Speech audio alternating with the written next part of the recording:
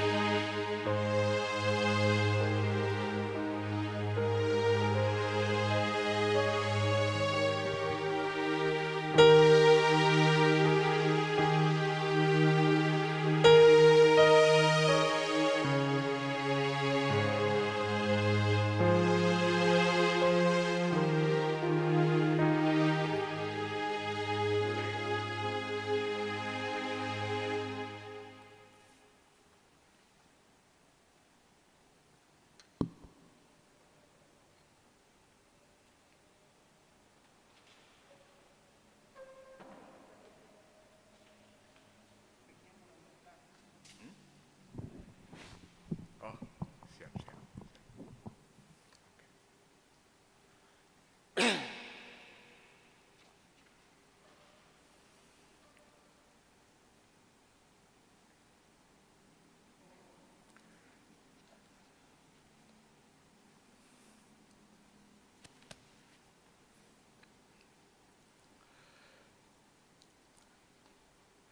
Shalom.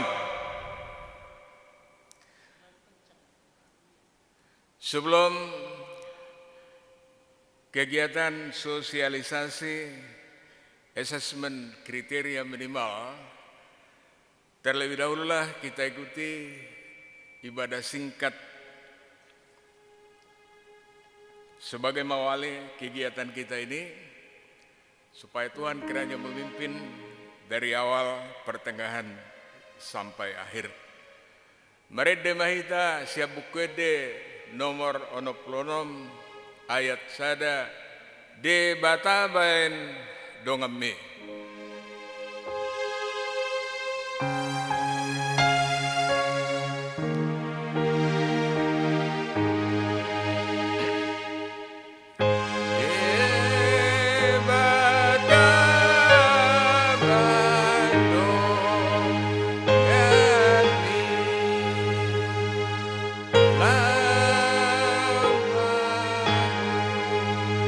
La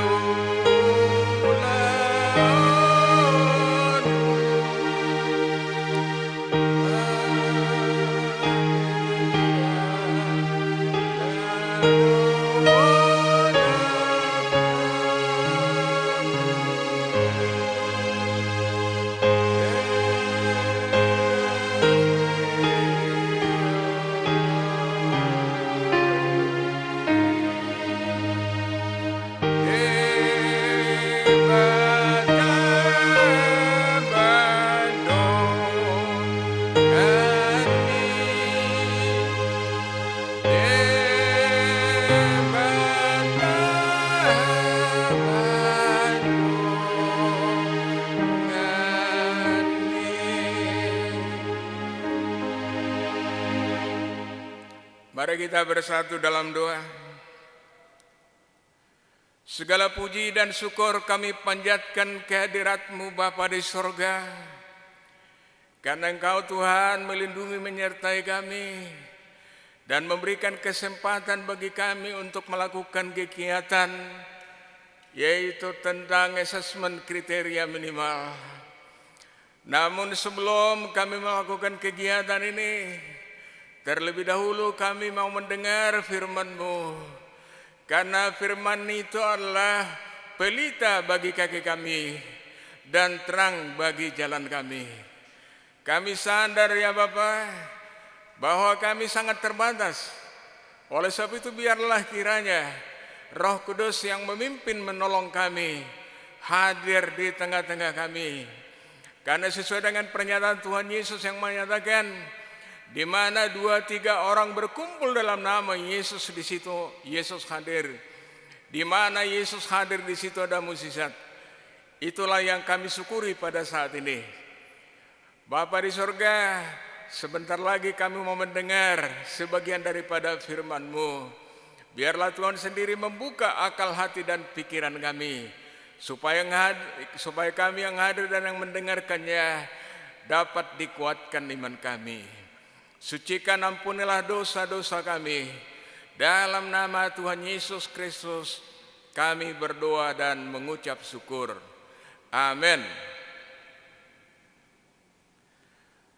Bapak, Ibu, dan adik-adik beserta asesmen kriteria minimal. Tuhan Yesus berkata, di luar Aku kamu tidak dapat berbuat apa-apa. Nah, oleh sebab itu apapun yang mau kita lakukan, kita harus bersandar pada Tuhan Yesus. Nah, oleh sebab itulah nats firman Tuhan yang akan kita dengar sebagai dasar pelaksanaan kegiatan kita pada pagi hari ini diambil dari Mazmur 37 ayat 5. Saya akan membacakannya. Serahkanlah hidupmu kepada Tuhan dan percaya kepadanya, dan Ia akan bertindak. Jikalau Tuhan yang bertindak, maka segala rencana kita akan berjalan dengan baik, termasuk dengan pelaksanaan asesmen kriteria minimal. Kenapa demikian? Karena bagi Allah tidak ada yang mustahil. Dia adalah Allah yang itu sembala yang hidup, dan Dialah yang menolong setiap orang yang berserah kepadanya melalui Roh Kudus. Hal ini sudah nyata dan terbukti, antara lain yang dialami oleh Daniel, yang dalam hal ini kalau kita baca di dalam kitab Daniel mulai pasal 1 dan seterusnya, maka ada beberapa poin yang bisa kita contoh di sini. Daniel ini dikenal sebagai salah satu orang Yahudi dari suku Yehuda yang dibuang ke Babel, tetapi tampil menjadi penguasa di situ di bawah kerajaan Nebukadnezar. Adalah suatu kemustahilan suatu bangsa ataupun orang yang dijajah bisa jadi memimpin. Karena sebagaimana kita ketahui pada saat itu orang Israel di bawah pemerintahan Nebukadnezar. Tetapi dalam hal ini karena Tuhan menyertai umatnya, terutama dalam hal ini Daniel ini adalah orang yang cerdas, orang yang cakep, dan kemudian orang yang takut akan Tuhan.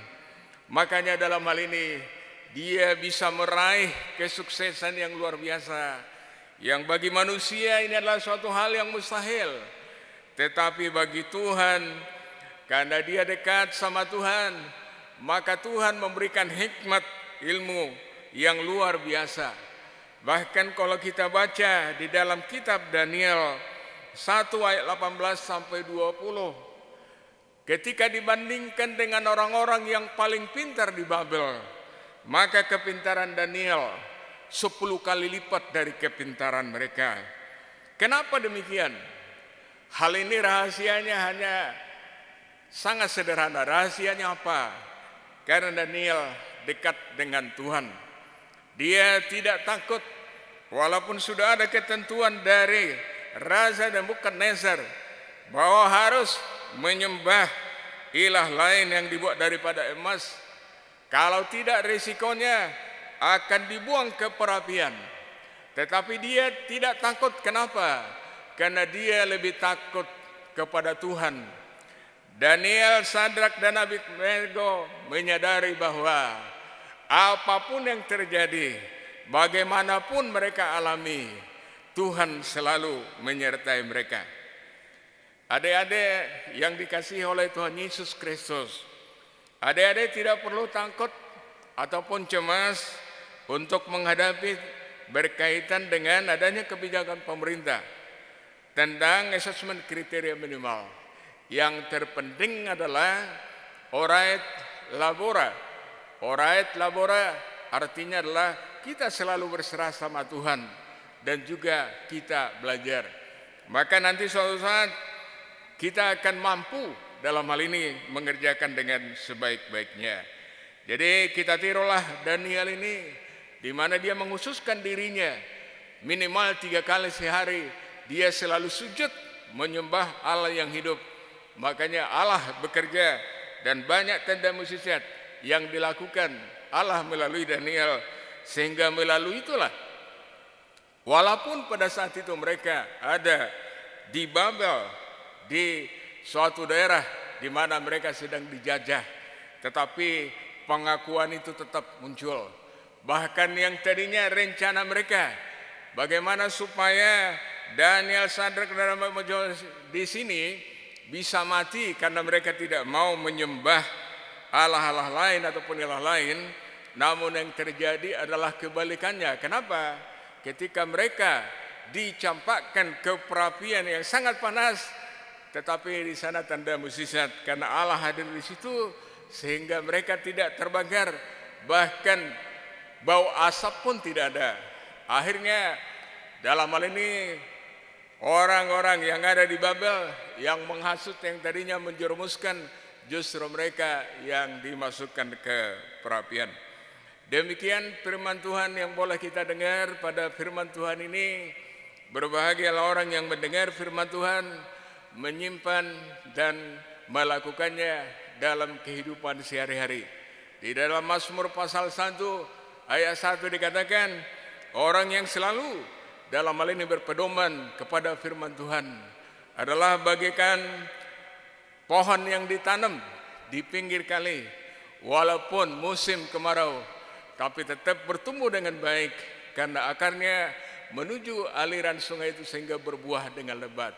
Kiranya melalui kehadiran kita adik-adik, melalui studi kita, nama Tuhan dimuliakan. Amin. Mari kita berdoa. Bapa kami yang di surga, kami sudah mendengar sebagian daripada firman-Mu. Oleh sebab itu biarlah Roh Kudus membuka akal hati dan pikiran kami, supaya dalam setiap rencana kami selalu mengandalkan Tuhan. Karena sesuai dengan firman-Mu yang boleh kami dengar pada pagi hari ini, melalui hamba-Mu Raja Daud menyatakan, yang tertulis dalam Mazmur 37 ayat 5, serahkanlah rencanamu kepada Tuhan dan percayalah kepadanya, maka ia akan bertindak. Oleh sebab itu kuatkan kami Tuhan untuk tidak bimbang. Biarlah kiranya iman kami diteguhkan, sehingga dalam hal ini kami dapat melakukan berbagai mukjizat-mukjizat karena kuasa Tuhan. Karena roh yang kami miliki yaitu Roh Kudus lebih besar daripada semua roh yang ada di jagat raya. Nah, oleh sebab itu dengan segala keterbatasan kami melalui Roh Kudus, maka kami akan dimampukan, dan bahkan seperti yang dialami oleh Rasul Paulus yang menyatakan, segala perkara dapat kutanggung di dalam Dia yang memberikan aku kekuatan. Karena Allah adalah Alfa dan Omega, yang tidak berubah dari dulu, sekarang sampai selama-lamanya. Kalau hal itu bisa terjadi pada Rasul Paulus, maka pada saat ini juga kami yakin, percaya dan kami aminkan juga terjadi dalam kehidupan kami. Kegiatan kami berikutnya kami serahkan ke dalam tangan-Mu. Biarlah Roh Kudus memimpin menolong kami supaya kegiatan ini dapat berlangsung dengan baik, dan pada akhirnya tujuan kami adalah sebagai anak-anak Tuhan kami dapat memuji memuliakan nama-Mu, dapat berprestasi dengan baik dan memuliakan nama-Mu. Dalam nama Tuhan Yesus kami berdoa dan mengucap syukur. Amin.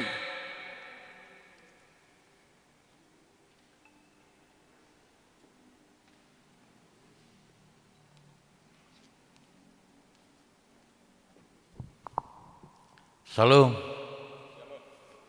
Horas madehita saluhna. Dia manami doho inanami nadiha holongi Tuhan Yesus Kristus. Tarlu mobi anak ni huriai tingkat SD, SMP, dan SMA Stri SMK. Ini adalah hari yang baik yang diberikan Tuhan bagi kita, di mana dari program Diakonia HKBP Cimanggis, seksi pendidikan mengadakan asesmen untuk tingkat SD, SMP, dan SLA. Di hadapan Bapak Ibu dan adik-adik sekalian, kita lihat di sini sekarang, yang di sebelah kanan saya adalah seksi pendidikan Amang Situa Dr. J. Malau. Yang di sebelah kiri saya adalah Inang Nyonya Sinaga Boru Huta Barat yang paling sebelah kiri. Yang di tengah Inang Nyonya Silaban Boru Aritonang. Yang di samping saya Nyonya Situa M. Sitinjak Boru Manulang. Ketiga ibu inilah yang memberikan pemaparan tentang asesmen tingkat SD, SMP, dan SLA. Untuk tingkat SD dipaparkan oleh Ibu Nyonya Silaban Boru Aritona. Untuk tingkat SMP dipaparkan oleh Ibu Nyonya Situa M. Sitinjak Boru Manulang. Tingkat SMA dipaparkan oleh Ibu Nyonya Sinaga Boru Huta Barat.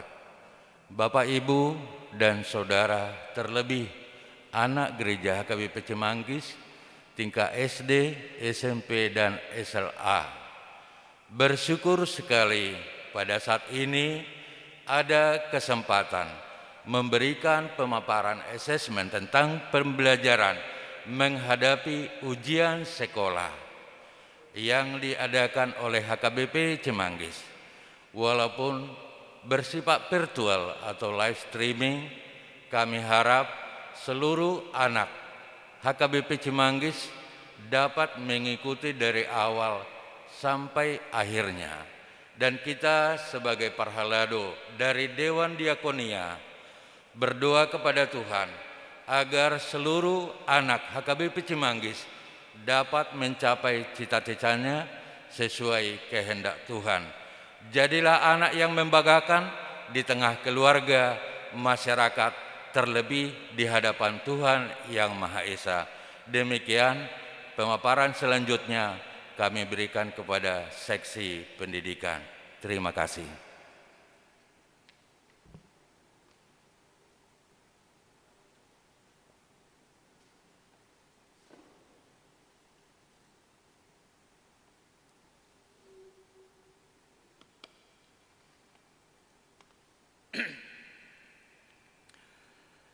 Shalom Amang Inang dan adik-adik peserta kegiatan yang mengikuti sosialisasi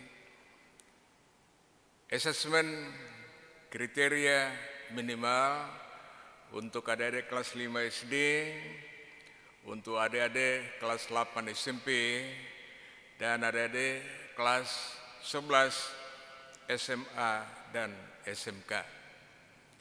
Melalui kesempatan ini, kami akan menyampaikan 3 macam paparan. Yang pertama adalah berkaitan dengan kebijakan Asesmen Nasional tahun 2021 oleh Kementerian Pendidikan dan Kebudayaan. Yang kedua, untuk memperluas wawasan kita, maka kami juga nanti akan menanyakan berkaitan dengan kira-kira apa sih yang dimaksud dengan asesmen kriteria minimal, ciri-cirinya, tujuannya, dan lain sebagainya. Sedangkan pada bagian yang ketiga adalah bagaimana implementasinya di kelas yang akan nanti dihadapi pada saat pelaksanaan berkaitan dengan asesmen kriteria nasional ini, yang nanti akan kami sampaikan waktunya. Mudah-mudahan tidak ada perubahan. Untuk menyingkat waktu, kami akan menyampaikan pertama kebijakan Asesmen Nasional tahun 2001 oleh Pusat Asesmen dan Pembelajaran Balitbank Perbukuan Kementerian Pendidikan dan Kebudayaan yang ditetapkan pada tanggal 22 Maret 2021.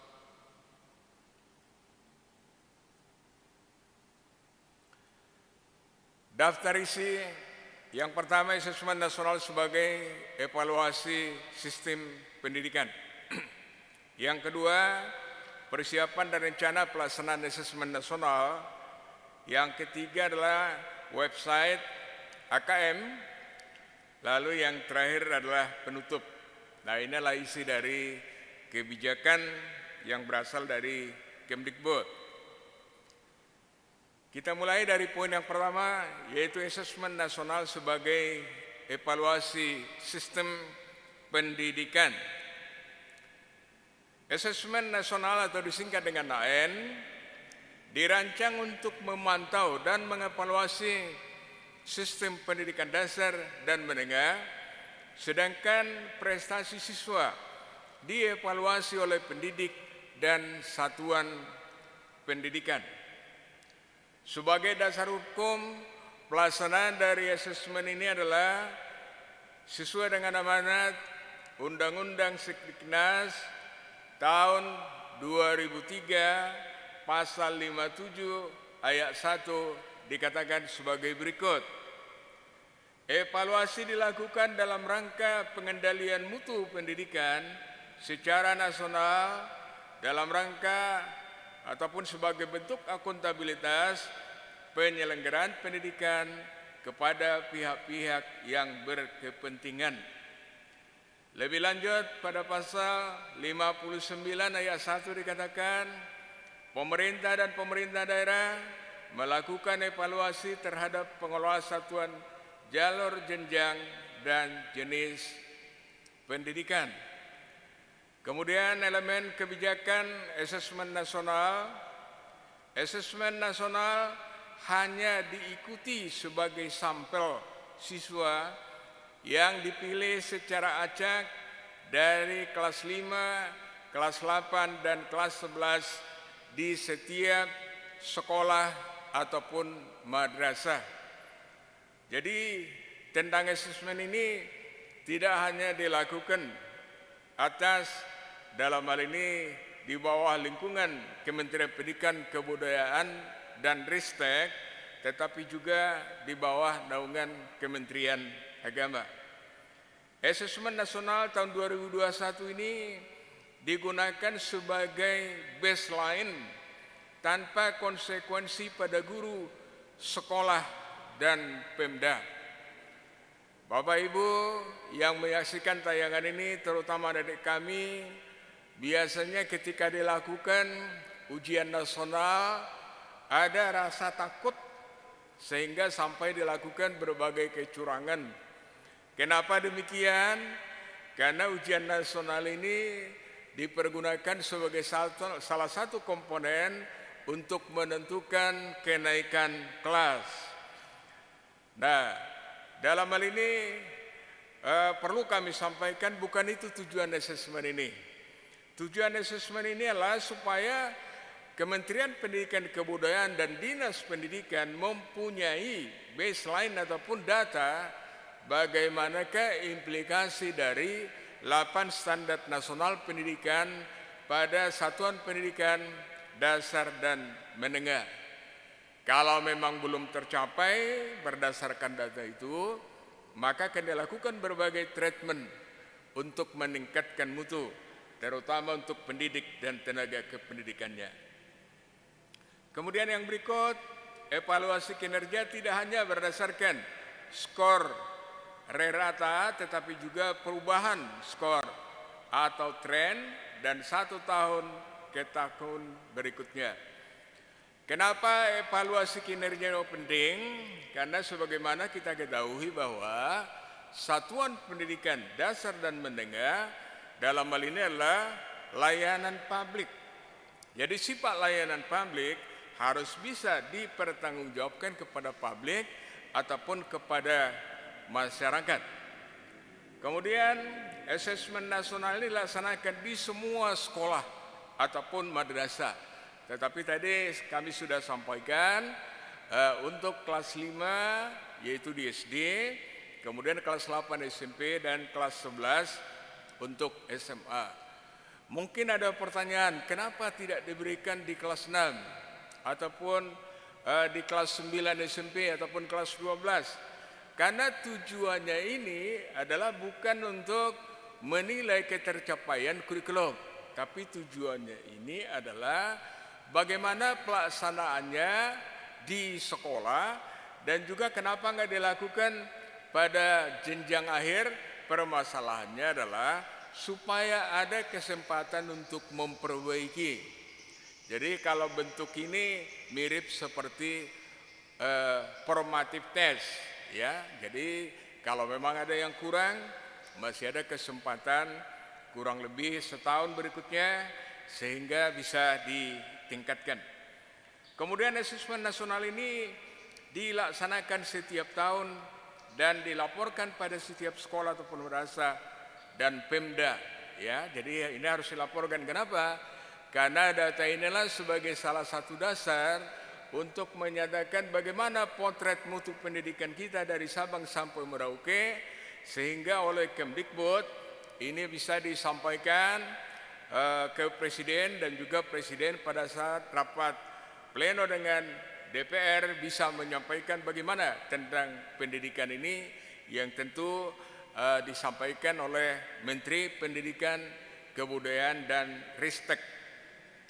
Kemudian hasil dan atau dampak yang diharapkan. Yang pertama adalah asesmen nasional bukan evaluasi individu siswa.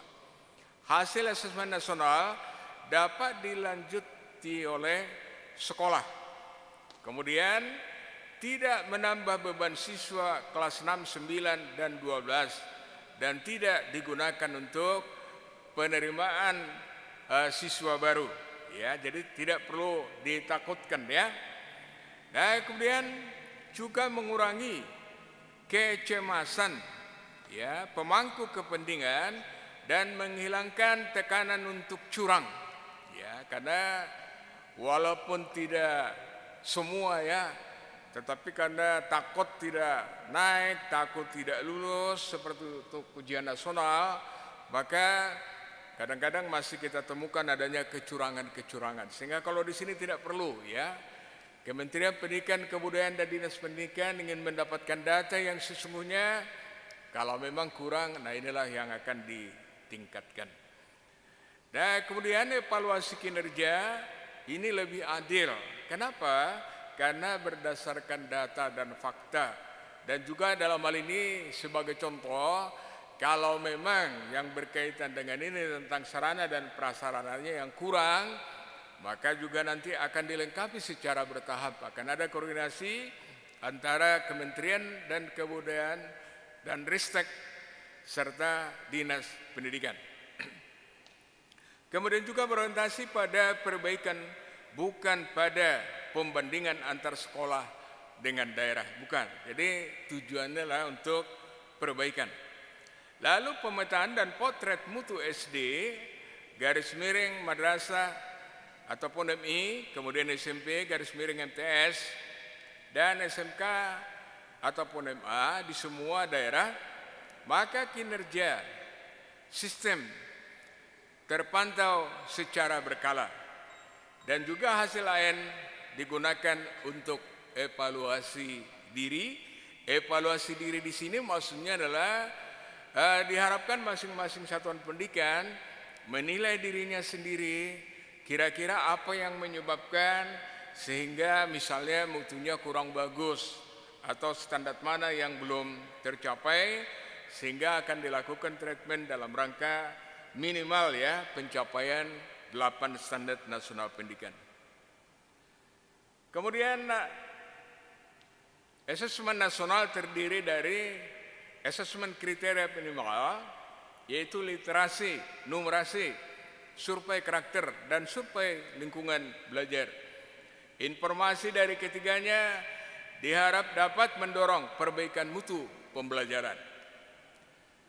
AKM, literasi numerasi.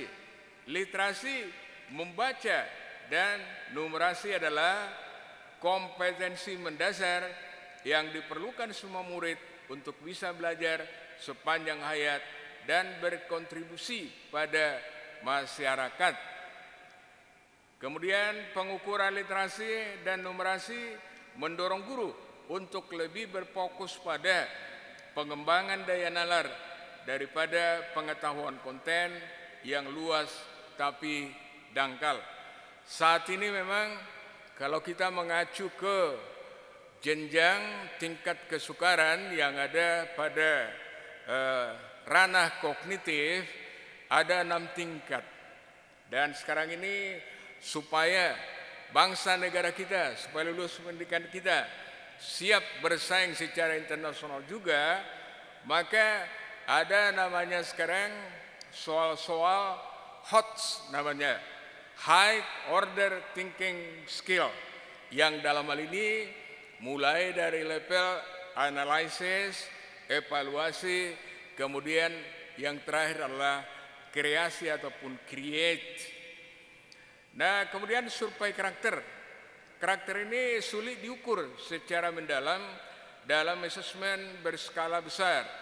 Meski demikian, survei karakter dapat memberi informasi berharga tentang sikap nilai dan kebiasaan yang mencerminkan profil pelajaran Pancasila. Sebagaimana kita ketahui bahwa dasar negara kita adalah Pancasila.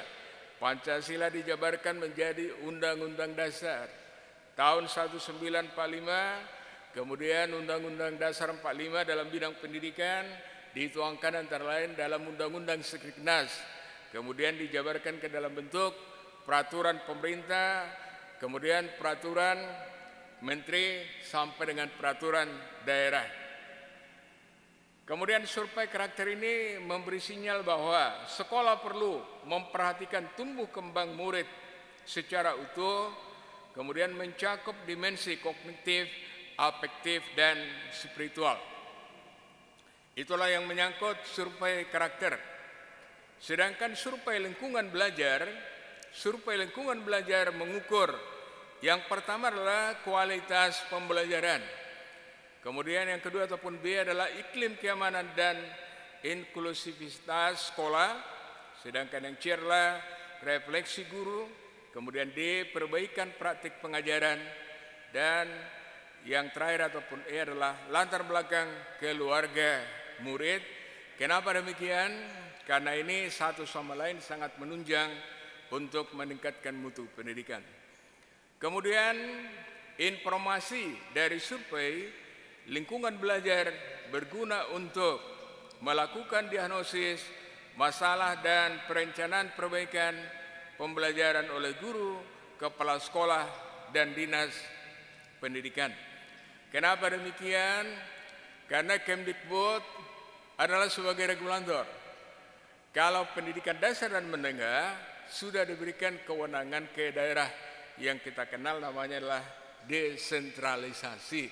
Itulah makanya dalam hal ini untuk memperbaiki ini yang ditugaskan adalah satuan pendidikan di bawah koordinasi dari Dinas Pendidikan. Dan untuk jenjang TK, SD, dan SMP itu adalah Dinas Pendidikan Kabupaten Kota, sedangkan untuk level SMA garis miring SMK dan SLB itu adalah tanggung jawab dari Dinas Pendidikan tingkat provinsi. Bapak Ibu yang kami hormati dan adik-adik yang kami sayangi, jadi asesmen nasional menghasilkan potret komprehensif, artinya secara menyeluruh yang berguna bagi sekolah, garis miring madrasah, dan juga bagi pemerintah daerah untuk melakukan evaluasi diri dan perencanaan perbaikan mutu pendidikan.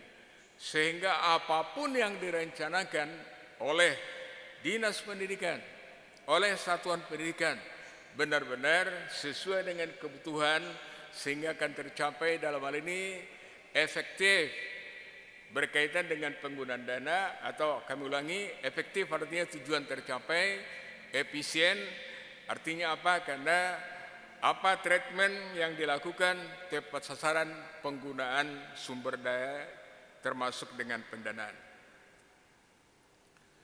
Kemudian perlu kami jelaskan terutama untuk adik-adik, asesmen nasional 2021 ini diselenggarakan perjenjang secara bertahap dan hasilnya dilaporkan sebagai input untuk evaluasi diri dan perencanaan satuan pendidikan dan pemerintah daerah.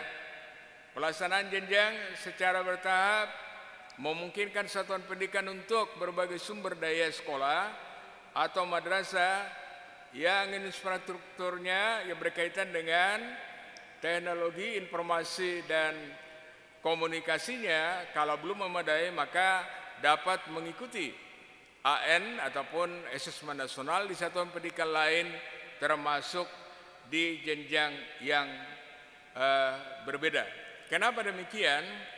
Karena salah satu syarat yang digunakan memang untuk pelaksanaan asesmen nasional ini harus menggunakan laptop, ya tentu yang di sananya juga tersedia internet. Penjadwalannya adalah sebagai berikut: rapat koordinasi sosialisasi pelatihan teknis persiapan dilakukan Januari sampai Maret. Nah ini sudah lewat. Kemudian April sampai Agustus, berarti sampai saat ini itu adalah simulasi ataupun sosialisasi asesmen nasional di satuan pendidikan. Nah itulah makanya kami dari Diakonia dalam hal ini juga mengajak ya Bapak Ibu yang dalam hal ini kita hormati, bagaimana pelaksananya di kelas nanti akan kita dengarkan dari mereka-mereka ini ya. Dan kemudian pelaksanaan asesmen nasional akan dilaksanakan September sampai Oktober 2021. Artinya bulan depan adik-adik. Sehingga kita melaksanakan ini masih ada 2 minggu lah sebelum pelaksanaan di sekolah. Sehingga masih ada waktu adik-adik untuk mempelajari di rumah. Kemudian pada Desember 2021 diharapkan laporan hasil profil dan laporan rapor satuan pendidikan dari daerah akan disampaikan ke Pemda sekaligus juga ke Kementerian Pendidikan dan Kebudayaan sebagai data baseline untuk penyusunan program kerja tahun 2022. Kemudian perbedaan apa antara soal ujian nasional dengan asesmen kriteria minimal pada asesmen nasional? Yang pertama aspek formal soal ya, formal soal. Jadi dalam hal ini kita jelaskan aspeknya, formal soalnya. Untuk ujian nasional bentuknya hanya pilihan ganda dan isian singkat. Sedangkan untuk asesmen kriteria minimal yang akan dihadapi adik-adik nanti bentuknya adalah pilihan ganda kompleks, menjodohkan isian singkat dan uraian. Kemudian komposisi. Untuk ujian nasional pengetahuan 40%, aplikasi 40%, penalaran 20%. Sedangkan untuk asesmen kriteria minimal pengetahuan 20%, aplikasi 50%, penalaran 30%. Kemudian konteks. Untuk ujian nasional 50% soal UN tidak menggunakan konteks. Sedangkan untuk asesmen kriteria minimal semua soal diberikan konteks dalam kurung personal, sosial, budaya, dan sains. Yang berikut teks untuk stimulus soal. Pada ujian nasional panjangnya hanya sekitar 2-3 paragraf ataupun 100 kata, sedikit ilustrasi, hanya satu teks untuk menjawab satu soal. Sedangkan untuk asesmen kriteria minimal panjang bergradasi sesuai dengan kelas. Di kelas 11 panjang teks bisa sampai 100 kata. Teks disertai ilustrasi dan infografis. Terdapat soal-soal yang memerlukan pemahaman atau yang sifatnya multi teks. Yang terakhir, format jawaban. Untuk UN jawaban tunggal, ya, semua jawaban tunggal. Sedangkan untuk akreditasi asesmen kriteria minimal disediakan soal dengan jawaban terbuka. Jawaban terbuka. Kenapa? Karena di sini ada uraian. Jadi uraian itu maka peserta didik bisa menjawab bagaimana menurut pendapatnya. Yang kedua, persiapan dan rencana pelaksanaan asesmen nasional. Nah, untuk tingkat SD yaitu kelas 5, dalam hal ini yang diambil sampelnya hanya 30 orang siswa. Siswa berbasis sampel ditentukan secara acak oleh Kemdikbud. Kenapa demikian? Karena ini baru tahap awal. Ya. Berikutnya nanti akan dikaji berkaitan dengan jumlah pada tahun-tahun berikutnya. Sedangkan untuk SMP ataupun kelas 8 maksimal hanya 45 siswa. Juga sama, ya, secara random sampel. Ya. Kemudian ada tambahan 5 siswa sebagai cadangan. Kenapa diperlukan? Untuk mengantisipasi siapa tahu dari siswa yang dicalonkan antara lain ada yang sakit, ya, sehingga bisa digantikan. Kemudian untuk SMA ataupun SMK kelas 11 maksimal 45 orang. Dalam hal ini asesmen nasional diikuti oleh satuan pendidikan yang memiliki NPSN, nomor pendidikan standar nasional, dan tercatat di Kemdikbud, termasuk dengan SPK adalah Satuan Pendidikan Khusus dan SILN. SILN ini adalah satuan kepanjangannya adalah Sekolah Indonesia Luar Negeri. Nah, ini ada juga pendidikan ataupun satuan Indonesia Luar Negeri sini, sekolahnya ada di 15 negara. Nah, Pak Malau sudah juga berkunjung ke sini waktu saya sendiri bertugas di Kemdikbud. Nah, kemudian untuk kelas 11 maksimal tadi untuk SMK ini 45 siswa. Asesmen nasional diikuti oleh siswa berkebutuhan khusus di sekolah inklusi yang mampu mengerjakan asesmen secara mandiri. Tetapi untuk siswa SLBA, SLBC dan SLBA, SLBB dan SLBC tidak mengikuti asesmen nasional.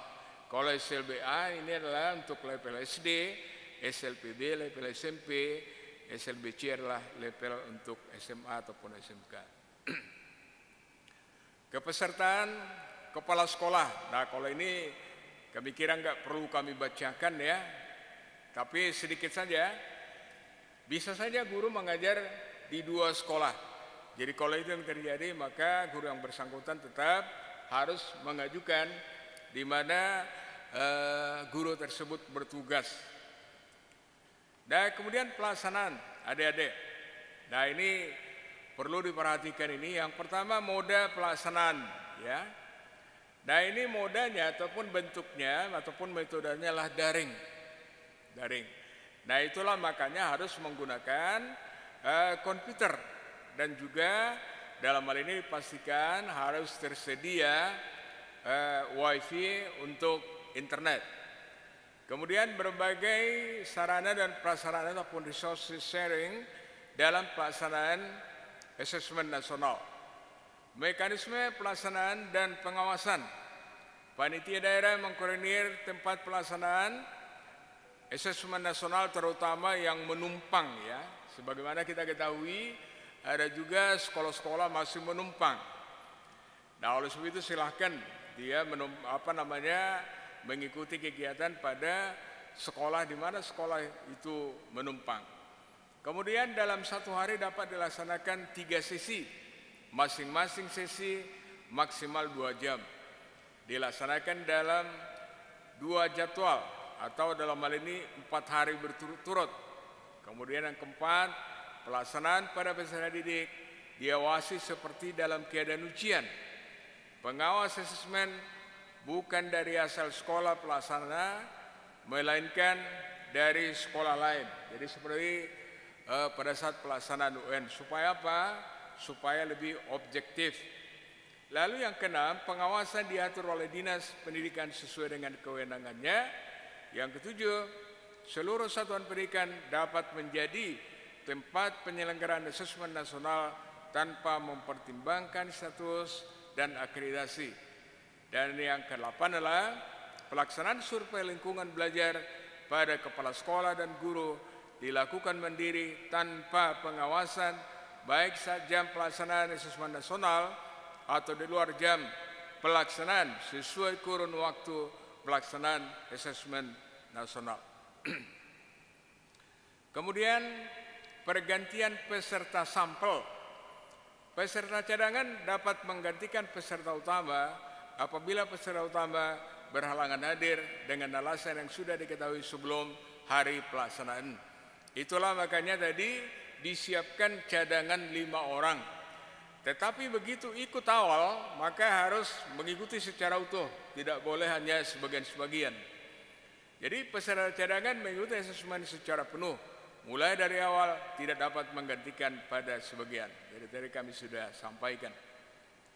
Kemudian susulan dan penjadwalan ulang.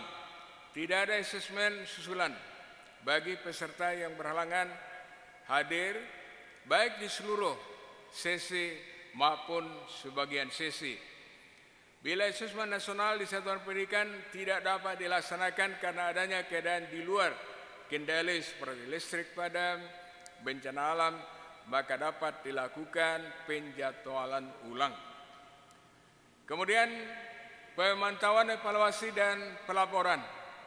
Pemantauan evaluasi dan pelaporan ini, pelaksanaan asesmen nasional ini dilakukan oleh panitia tingkat pusat, provinsi, lembaga penjaminan mutu pendidikan, kabupaten, dinas pendidikan kabupaten kota, satuan pendidikan, serta panitia di luar negeri sesuai dengan tugas dan kewenangannya. Tugas kewenangannya sudah ditentukan oleh Kementerian Pendidikan, Kebudayaan dan Ristek. Kemudian infrastruktur, teknologi informatika, komunikasi untuk asesmen nasional satuan pendidikan.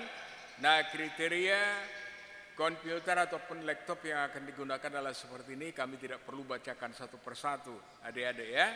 Disiapkan saja. Dan kami yakin percaya juga sekolah, ya tolong nanti curhat saja disampaikan. Kalau memang belum ada, ya boleh juga dipinjam dari teman ataupun bagaimana caranya. Sehingga jika Anda yang ditugaskan ataupun terpilih untuk mengikuti asesmen nasional ini, maka diharapkan tidak ada masalah ya. Dan kemudian gotong royong pelaksanaan asesmen nasional. Pemerintah pusat melakukan sosialisasi tingkat provinsi dan kota. Kemudian menyiapkan instrumen dan sistem pelaksanaan asesmen nasional. Jadi instrumennya pusat yang menyusun, lalu pelatihan tim teknis ataupun help desk tingkat provinsi dan kabupaten kota. Lalu dilakukan pendampingan pusat dalam simulasi dan pelaksanaan AN dan asesmen nasional, dan saat ini masih juga sedang berlangsung. Lalu monitoring dan evaluasi asesmen nasional, lalu analisis dan pelaporan hasil analisis asesmen nasional. Inilah kewenangan daripada pusat. Sedangkan pemerintah daerah melakukan sosialisasi kesatuan pendidikan, tentu atas ketentuan yang disusun oleh pusat. Lalu penyiapan dan koordinasi pelaksanaan pada satuan pendidikan sesuai dengan kewenangannya. Lalu pelatihan prokter satuan pendidikan oleh tim teknis provinsi kabupaten kota. Kemudian posko pendampingan daerah dalam simulasi dan pelaksanaan asesmen nasional juga dilakukan oleh Dinas Pendidikan. Kemudian yang berikut, diseminasi hasil ke satuan pendidikan. Saat ini sedang berlangsung. Bapak Ibu yang kami hormati dan adik-adik sekalian, nah ini perlu digarisbawahi, ya tentu kalau ada kegiatan pasti diperlukan biaya. Tapi di sini sudah dicantumkan pelaksanaan asesmen nasional di masing-masing satuan pendidikan menggunakan dana BOS. Ya, jadi tidak dipungut biaya. BOS ini adalah dari pusat, ya dari pusat. Ya, sedangkan kalau di DKI ada BOP, bantuan operasional untuk pendidikan ada lagi ya. Ya demikian juga mungkin untuk menambah di pemda-pemda lain. Tetapi yang jelas tidak dipungut biaya. Nah oleh sebab itu sekiranya ada oknum yang menyalahgunakan, apalagi menghimbau pemungutan dana, ditolak saja ya, ataupun disampaikan kalau sampai ada yang ngotot ataupun melakukan, tolong dilaporkan ke Dinas Pendidikan ataupun ke Kementerian Pendidikan, Kebudayaan dan Ristek. Proses persiapan pelaksanaan pemantauan, evaluasi dan pelaporan akan lebih lanjut ditetapkan melalui POS. POS ini singkatan dari prosedur operasional standar ataupun dalam bahasa Indonesia sering disingkat dengan SOP. SOP-nya ini sudah tersedia, ditentukan oleh Kementerian Kebudayaan dan Ristek. Kemudian adik-adik mungkin ada pertanyaan ya, kegiatan kita ini kan sangat singkat. Wah saya ingin latihan. Nah oleh sebab itu jangan lupa adik-adik ya, Kementerian Pendidikan dan Kebudayaan sudah menyiapkan 500 soal AKM. Tinggal adik-adik dalam hal ini membuka ya, alamatnya http://pusmenjar.kemdikbud.go.id/AKM. Nah, jadi sebelum pelaksanaan di sekolah, maka silahkan adik-adik membuka ya sesuai dengan alamat ini, maka nanti adik-adik akan bisa melihat ya bagaimana bentuk-bentuk soalnya. Silahkan latihan sehingga pada saat hari hanya bisa mencapai dengan hasil yang bagus ya. Sebagai penutup, murid, guru dan sekolah tidak perlu melakukan persiapan khusus menghadapi asesmen nasional. Yang perlu dilakukan adalah merefleksikan dan memperbaiki mutu pembelajaran. Nah, untuk murid tidak perlu menyiapkan diri secara khusus untuk asesmen nasional. Murid kelas 6, kelas 9 dan kelas 12 dapat fokus pada ujian sekolah dan seleksi masuk jenjang pendidikan yang lebih tinggi. Sedangkan untuk guru inilah untuk meningkatkan kemampuan melakukan asesmen serta melakukan pembelajaran yang membutuhkan daya nalar dan karakter secara lebih utuh. Sedangkan sekolah memfasilitasi guru untuk melakukan refleksi dan perbaikan pembelajaran serta memanfaatkan hasil asesmen nasional untuk evaluasi dan perencanaan program. Sedangkan orang tua tidak perlu mencari bimbingan belajar atau buku-buku latihan asesmen nasional. Tinggal dibuka saja, tadi alamatnya sudah ada.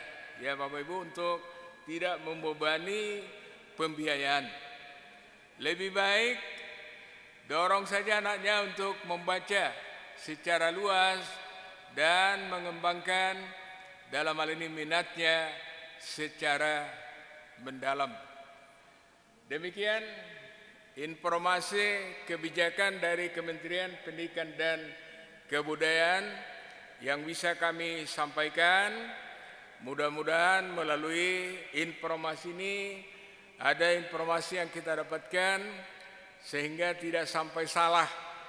Kemudian nanti materinya ini ada 3 hal berkaitan dengan kebijakan Kementerian Pendidikan dan Kebudayaan, tanya jawab berkaitan dengan asesmen kriteria minimal dan implikasinya serta latihan soal-soalnya semuanya sudah ada, dan gereja kita melalui tata usaha sudah menyiapkan soft copy-nya, sehingga kalau dimungkinkan ada waktunya hari ini juga boleh dihubungi tata usaha gereja kita, boleh juga hari Sabtu ataupun hari Minggu, ataupun menghubungi sintua masing-masing sektor kita.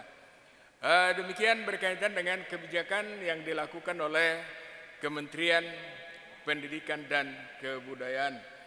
Dan juga karena keterbatasan waktu, sekiranya nanti ketika adik-adik mengerjakan latihan soal yang 500 tadi mengalami kesulitan, maka kami juga terbuka untuk berusaha membantu adik-adik bagaimana solusinya, sehingga dalam hal ini adik-adik bisa lebih siap untuk menghadapi pelaksanaan asesmen nasional tersebut. Adik-adik yang kami hormati, kalau tentang contoh soal ini nanti di bagian ketiga saja. Lalu yang kedua, untuk menambah wawasan kita, di sini ada tanya jawab berkaitan dengan asesmen nasional. Ya. Nah, di sini sudah kami sediakan adik-adik, ya. Kami akan jelaskan dalam hal ini supaya pengetahuan kita bisa lebih luas. Yang pertama adalah tujuan. Apa sih tujuan asesmen nasional? Asesmen nasional adalah program penilaian terhadap mutu setiap sekolah madrasah dan program kesatuan pada jenjang dasar dan menengah. Mutu satuan pendidikan dinilai berdasarkan hasil belajar muridnya yang mendasar, yaitu adalah literasi, numerasi, dan karakter, serta kualitas proses belajar dan mengajar dan iklim satuan pendidikan yang mendukung pembelajaran. Informasi-informasi tersebut diperoleh dari 3 instrumen utama, yaitu adalah asesmen kompetensi minimum, disingkat AKM, survei karakter, dan survei lingkungan belajar.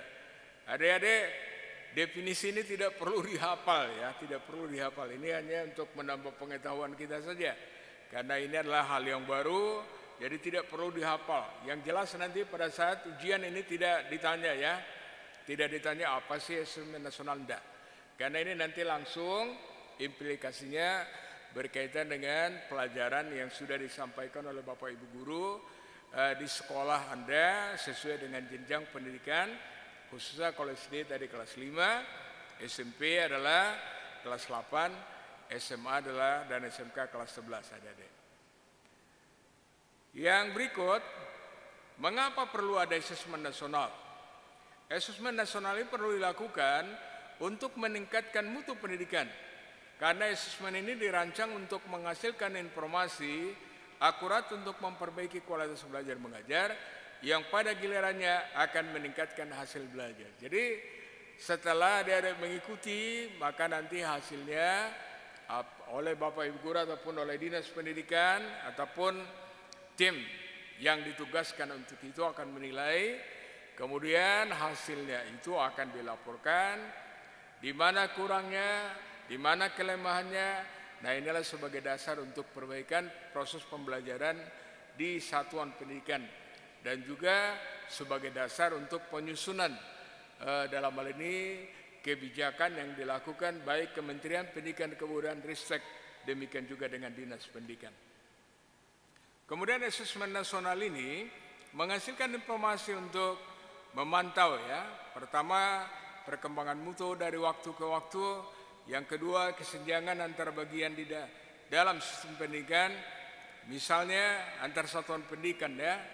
Lalu asesmen nasional ini juga bertujuan untuk menunjukkan apa yang seharusnya menjadi tujuan utama sekolah, yakni pengembangan kompetensi dan karakter murid.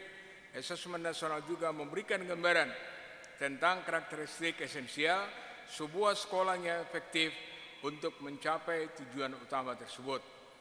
Hal ini diharapkan untuk dapat mendorong sekolah dan Dinas Pendidikan untuk memfokuskan sumber daya pada perbaikan mutu pembelajaran. Apakah asesmen nasional menentukan kelulusan peserta didik? Jawabannya tidak. Ya, jadi tidak perlu takut, tidak perlu maksudnya menyediakan suntikan ya, karena tujuannya adalah untuk input sehingga di mana kurangnya bisa diperbaiki ya. Lalu siapa yang menjadi peserta asesmen nasional? Ya tadi sudah disampaikan, pesertanya untuk SD adalah kelas 5, untuk SMP adalah kelas 8, sedangkan untuk SMA SMK adalah kelas 11. Lalu mengapa asesmen nasional hanya diikuti oleh sebagian murid? Yang pertama adalah karena ini dilakukan sampai masih pertama ya. Pertama, ya tentu nanti tahun-tahun berikut akan diperluas atau boleh dikatakan ini masih merupakan model ya. Karena tadi dikatakan untuk SD kan baru peserta 30 orang ya dari satuan pendidikan. Sedangkan untuk SMP dan SMA serta SMK masing-masing 45 orang. Nah, inilah nanti sebagai model untuk kelas-kelas yang lainnya, sehingga dalam hal ini bisa digunakan untuk treatment peningkatan mutu pendidikan. Mengapa yang menjadi sampel adalah murid kelas 5, kelas 8 dan kelas 11? Jawabannya adalah supaya masih ada waktu untuk memperbaiki. Sebab kalau diberikan untuk kelas 6 ataupun kelas 9 dan kelas 12, gak ada lagi. Sekiranya hasilnya kurang bagus, maka tidak ada lagi kesempatan untuk memperbaiki. Itulah alasannya, makanya dilakukan untuk kelas 5, kelas 8 dan kelas 11. Artinya masih ada waktu untuk memperbaikinya. Lalu apakah asesmen nasional menggantikan UN? Jawabannya adalah tidak, ya, tidak menggantikan ujian nasional. Karena ujian nasional ini tujuannya adalah untuk menilai ketercapaian kurikulum ya selama 3 tahun. Ya, selama 3 tahun. Kalau untuk SD selama 6 tahun bahkan. Tapi kalau untuk SMP, SMA, SMK selama 5 tahun. Tentu bukan ya. Kemudian yang berikut, mengapa yang diukur adalah literasi dan numerasi? Jawabannya adalah karena asesmen nasional mengukur 2 macam literasi, yaitu literasi membaca dan literasi matematika ataupun numerasi. Kemudian kedua dipilih karena merupakan kemampuan atau kompetensi yang mendasar dan diperlukan oleh semua murid, terlepas dari profesi dan cita-citanya di masa depan. Nah, ini juga untuk meraih masa depan adik-adik, ya. Mengapa asesmen nasional juga mengukur karakter murid? Jawabannya adalah karena asesmen nasional bertujuan tidak hanya memotret hasil belajar kognitif murid, namun juga memotret hasil belajar sosial emosional. Ya memang pada masa lalu seolah-olah ada anggapan yang utama adalah pengetahuan saja ataupun kognitif. Nah sekarang ini adik-adik yang berkaitan dengan afektif juga tidak kalah penting, karena berdasarkan hasil riset ternyata keberhasilan seseorang 80% ditentukan oleh dalam hal ini afektif, perilaku ataupun karakter adik-adik. Yang berikut adalah bagaimana kaitan antara asesmen nasional dengan kurikulum. Ada dalam hal ini kaitannya adalah mengukur kompetensi mendasar ataupun general capaian abilities ya, yang dapat diterapkan secara luas dalam segala situasi kompetensi. Sedangkan kompetensi mendasar ini perlu dipelajari oleh semua murid dan sekolah sehingga dibangun melalui pembelajaran beragam materi kurikulum lintas mata pelajaran. Kemudian target asesmen ini sekedar mengukur penguasaan murid akan konten atau materi kurikulum menjadi tidak relevan. Karena apa? Karena di era informasi saat ini pengetahuan faktual semakin mudah diperoleh dan diakses oleh hampir setiap orang sekedar mengetahui. Kemudian juga dalam hal ini diperoleh dan diakses oleh hampir setiap orang, sekedar mengetahui menjadi tidak cukup dan kurang relevan. Apakah peraturan nasional dalam pendidikan jalur non formal? Nah kalau yang ini kita lewatkan saja karena kita adalah pendidikan formal ya. Kalau pendidikan non formal ini adik-adik, ini kalau non formal bisa dilakukan contohnya seperti kalau ada sekolah minggu misalnya, ataupun ada pendidikan-pendidikan di luar sekolah formal, misalnya yang dilaksanakan di masyarakat. Dan ini ada bedanya di mana? Kalau pendidikan non formal ini tidak terikat pada waktu ya, seperti pendidikan formal harus jam sekian sampai jam sekian. Bagi mereka adalah yang penting ada kesepakatan, mereka belajar di mana, kapan waktunya. Karena terus terang pemerintah menyadari dalam rangka peningkatan mutu pendidikan dan pemerataan dalam hal ini kesempatan belajar, maka Kementerian Pendidikan, Kebudayaan dan Ristek membuka 3 jalur. Ada yang formal, ada yang non formal, dan informal. Sedangkan kalau informal ini adalah pembelajaran yang ada di dalam keluarga ataupun yang sering kita kenal dengan di luar pendidikan non formal ya, ataupun dinamakan homeschooling ya, homeschooling. Kemudian masalah instrumennya adik-adik. Nah di sini sudah ada ini adik-adik ya. Perbedaannya tadi kami sudah sampaikan ya. Jadi untuk jenjang pendidikan SMP di sini sudah ada, juga untuk SD tadi sudah kami sampaikan. Tapi juga jangan lupa ya, untuk asesmen kriteria minimal ini bentuknya nanti bentuk soalnya pilihan ganda, ada pilihan ganda kompleks, ada menjodohkan, ada isian singkat dan uraian ya. Jadi tidak seperti soal UN hanya pilihan ganda dan isian singkat. Kemudian pelaksanaannya 4 hari ya untuk SMP, sedangkan SD adalah 2 hari ya. Kemudian mode pelaksanaan semi online. Kemudian untuk AKM-nya di sini adalah full online, supermain ataupun utama.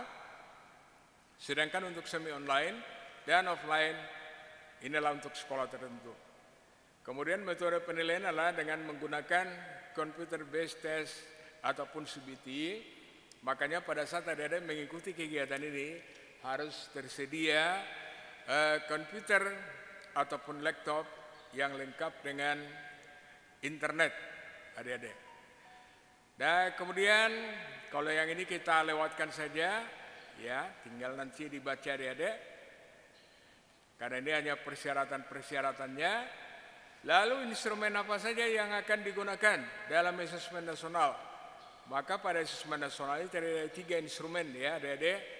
Yang pertama adalah asesmen kompetensi minimum ataupun AKM yang mengukur literasi membaca dan literasi matematika ataupun numerasi murid, kemudian survei karakter, dan yang terakhir adalah survei lingkungan. Kemudian adik-adik, apakah yang dimaksud dengan minimum pada KM? Asesmen kompetensi minimum dilakukan untuk mengukur literasi membaca dan numerasi matematika murid, ya itu makanya dinamakan asesmen kompetensi minimal. Dan kemudian apakah perbedaan AKM dan survei karakter? AKM mengukur hasil belajar kognitif yang mengukur literasi membaca dan literasi matematika. Sementara survei karakter mengukur hasil belajar emosional yang mengacu pada profil pelajar Pancasila di mana pelajar Indonesia memiliki kompetensi global dan berperilaku sesuai dengan nilai-nilai Pancasila. Kemudian apakah instrumen survei lingkungan sama untuk murid dan untuk guru? Jawabannya tentu tidak, adik-adik ya. Ini berbeda. Terdapat berbagai macam literasi, misalnya membaca, sains, digital, dan keuangan. Apakah AKM meliputi semua literasi tersebut? Jawabannya tidak, karena tadi sudah disampaikan hanya 3 saja. Adik-adik, untuk literasi membaca di sini sudah ada bagian-bagiannya. Tinggal dibaca nanti Bapak adik-adik ya. Kemudian soal dan kisi-kisi. Bagaimana bentuk soal asesmen nasional? Tadi sudah disampaikan pilihan ganda, ganda kompleks, menjodohkan, kemudian singkat dan uraian ya. Tentang hal ini kita lewatkan. Apakah soal AKM untuk peminatan IPS, bahasa dan agama berbeda? Apakah seperti soal UN pembagian posisinya? Jawabannya tidak, karena AKM mengukur kompetensi mendasar yang perlu dipelajari semua murid tanpa membedakan peminatannya. Nah, tentang peminatan ini inilah akan diikuti oleh adik-adik kelas 11 ya, SMA ataupun SMK.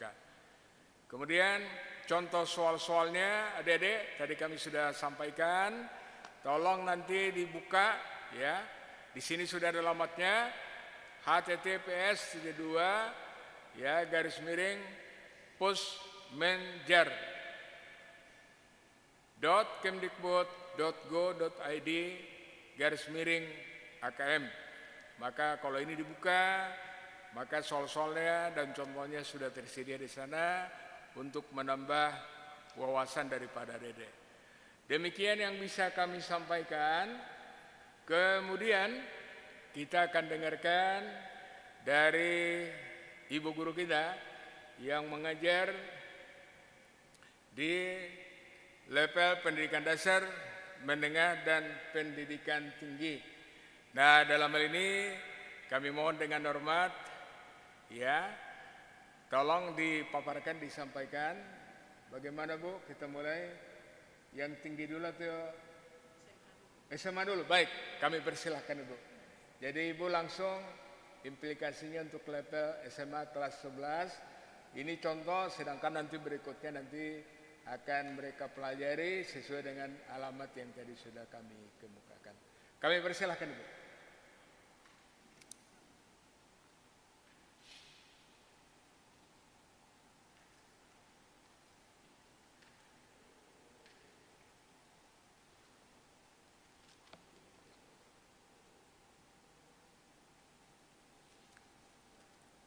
Shalom. Horas, selamat siang untuk kita semua, salam sehat. Saya Ibu Talenta Huta Barat akan menjelaskan sedikit tentang asesmen yang akan diikuti oleh siswa-siswa SMA kelas 11.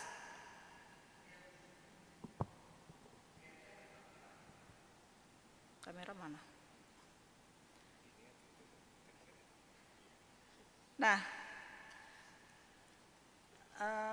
seperti tadi sudah dijelaskan, sama Bapak Malau tentang asesmen itu akan diikuti oleh siswa kelas 5 SD, kelas 8 SMP, dan kelas 11 SMA.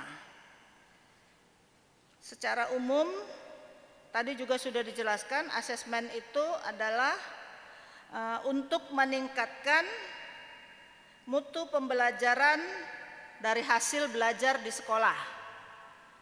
Asesmen nasional bukan menggantikan UN, tapi UN memang akan ditiadakan.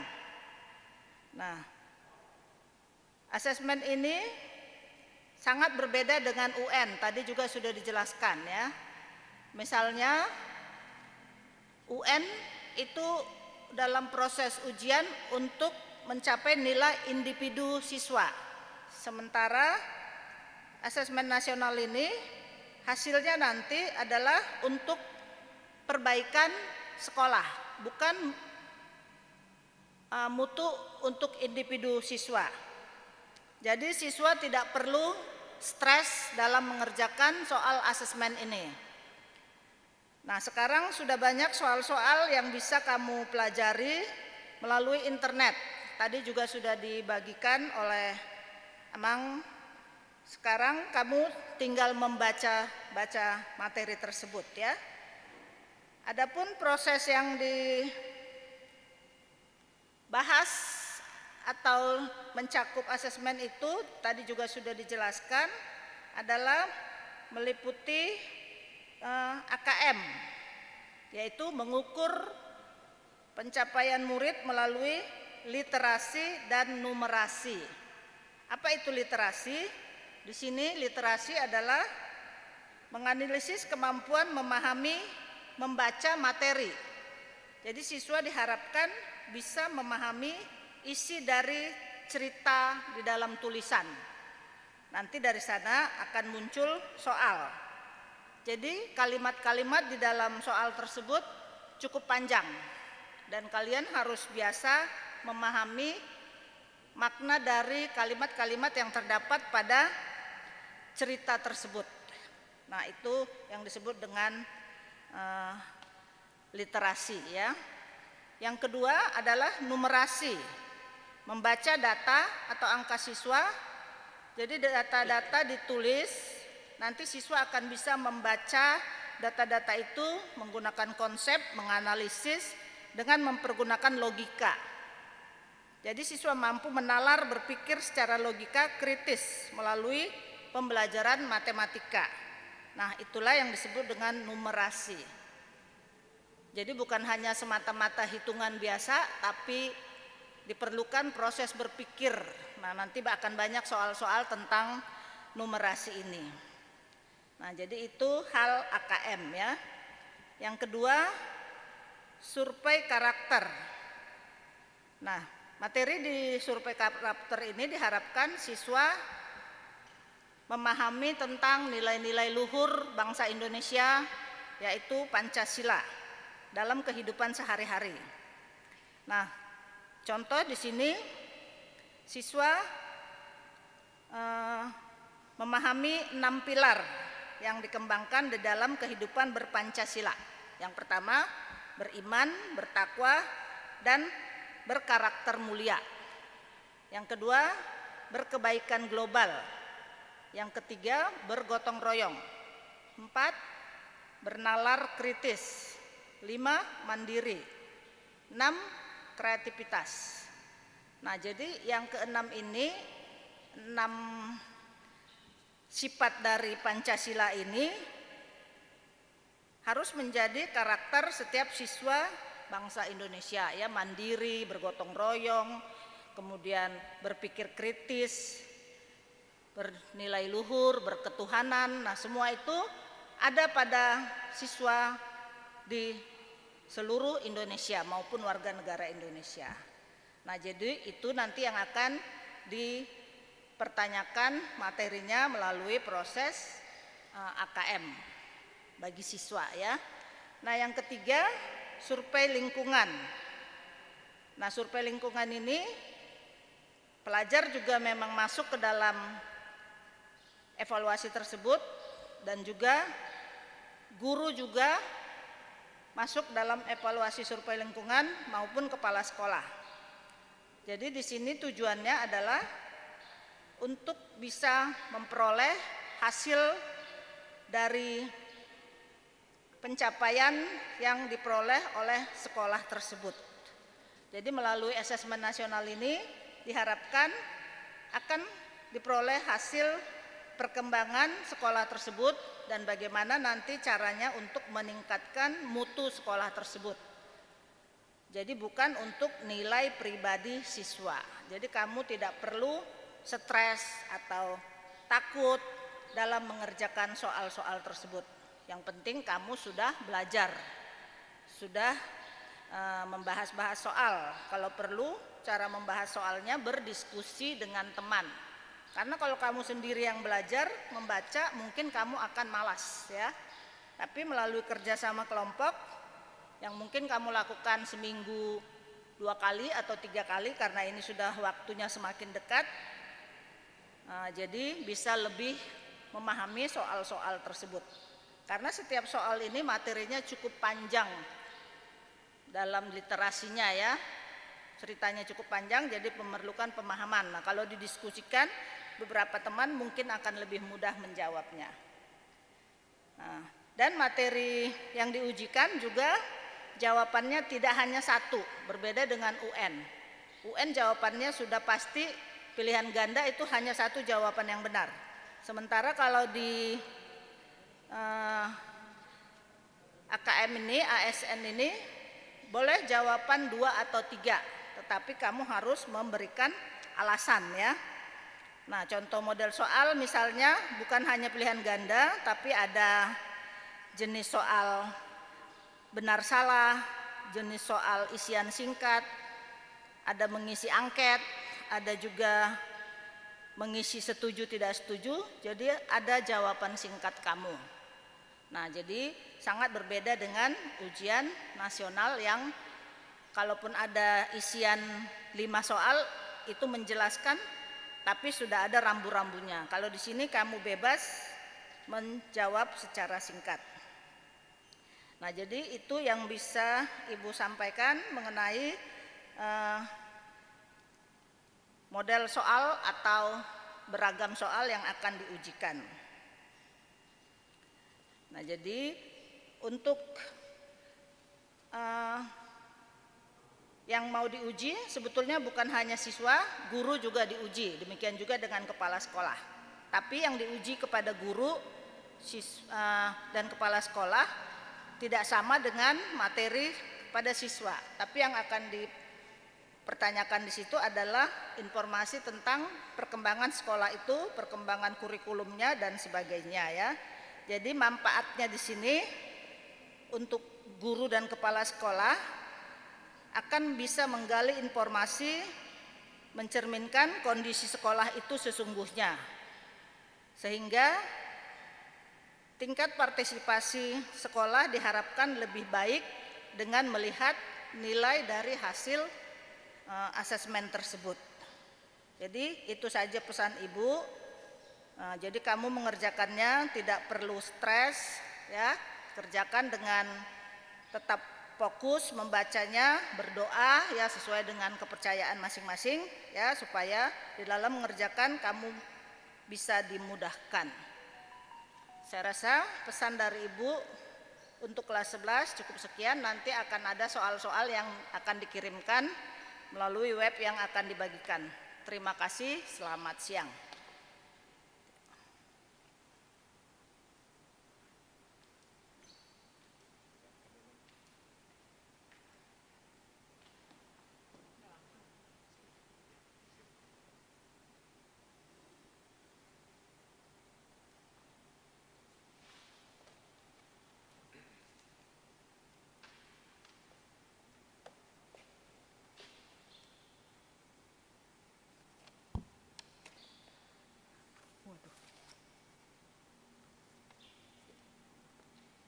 Shalom, selamat siang buat kita semuanya,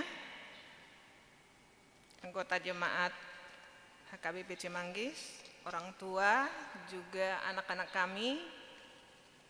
Ini khususnya buat anak-anak kami yang akan mengikuti AKM, yaitu kelas 5, kelas 8, dan kelas 11. Jadi kalau yang mau saya terangkan sekarang ini untuk kelas 8 SMP, di antara khususnya nih di antara jemaat kita yang ada duduk di kelas 8, saya terangin sedikit tentang AKM tersebut. Tadi Bapak Amang Sintua Malau dan Ibu Nyonya Sinaga sudah menerangkan sebenarnya apa itu AKM. Dan setelah ada informasi AKM ini, anak-anak banyak yang bertanya dan bahkan orang tua, karena mereka kayaknya keingat apakah ini pengganti dari UNBK. Apakah nanti, kemarin saya ditanya, Bu, apa itu AKM? Kok jadi kami ikut? Ini orang tua nih yang nanya. Sebenarnya orang tua baik anak-anak kami jangan terlampau takut, jangan stres kalau sudah berbicara tentang AKM, karena itu bukan mengukur hasil belajarnya, tetapi tujuannya untuk meningkatkan mutu pelajarannya. Bagaimana nanti mutu pelajaran biar berhasil adalah penilaian. Pelaksanaannya seperti UNBK, kalau yang selama ini ujian nasional berbasis komputer. Kalau sekarang diganti dengan asesmen nasional berbasis komputer. Yang di dalamnya itu nanti ada AKM, asesmen kriteria minimal. Apa sih kok ada kriteria minimal? Iya, memang dari Kemendikbud itu buat satu sekolah sudah ditentukan. Seperti inilah nanti satu sekolah minimal yang harus dimiliki. Sekarang dengan ada soal yang diberikan oleh dinas atau Kemendikbud yang berupa AKM tadi, bisa menilai sekolah tersebut sudah sejauh mana yang bisa dicapai. Tentunya anak-anak kami yang duduk di kelas 8, kelas 5 atau kelas 11, dalam hal ini mana tahu nanti kalian itu terpilih sebagai peserta AKM tersebut.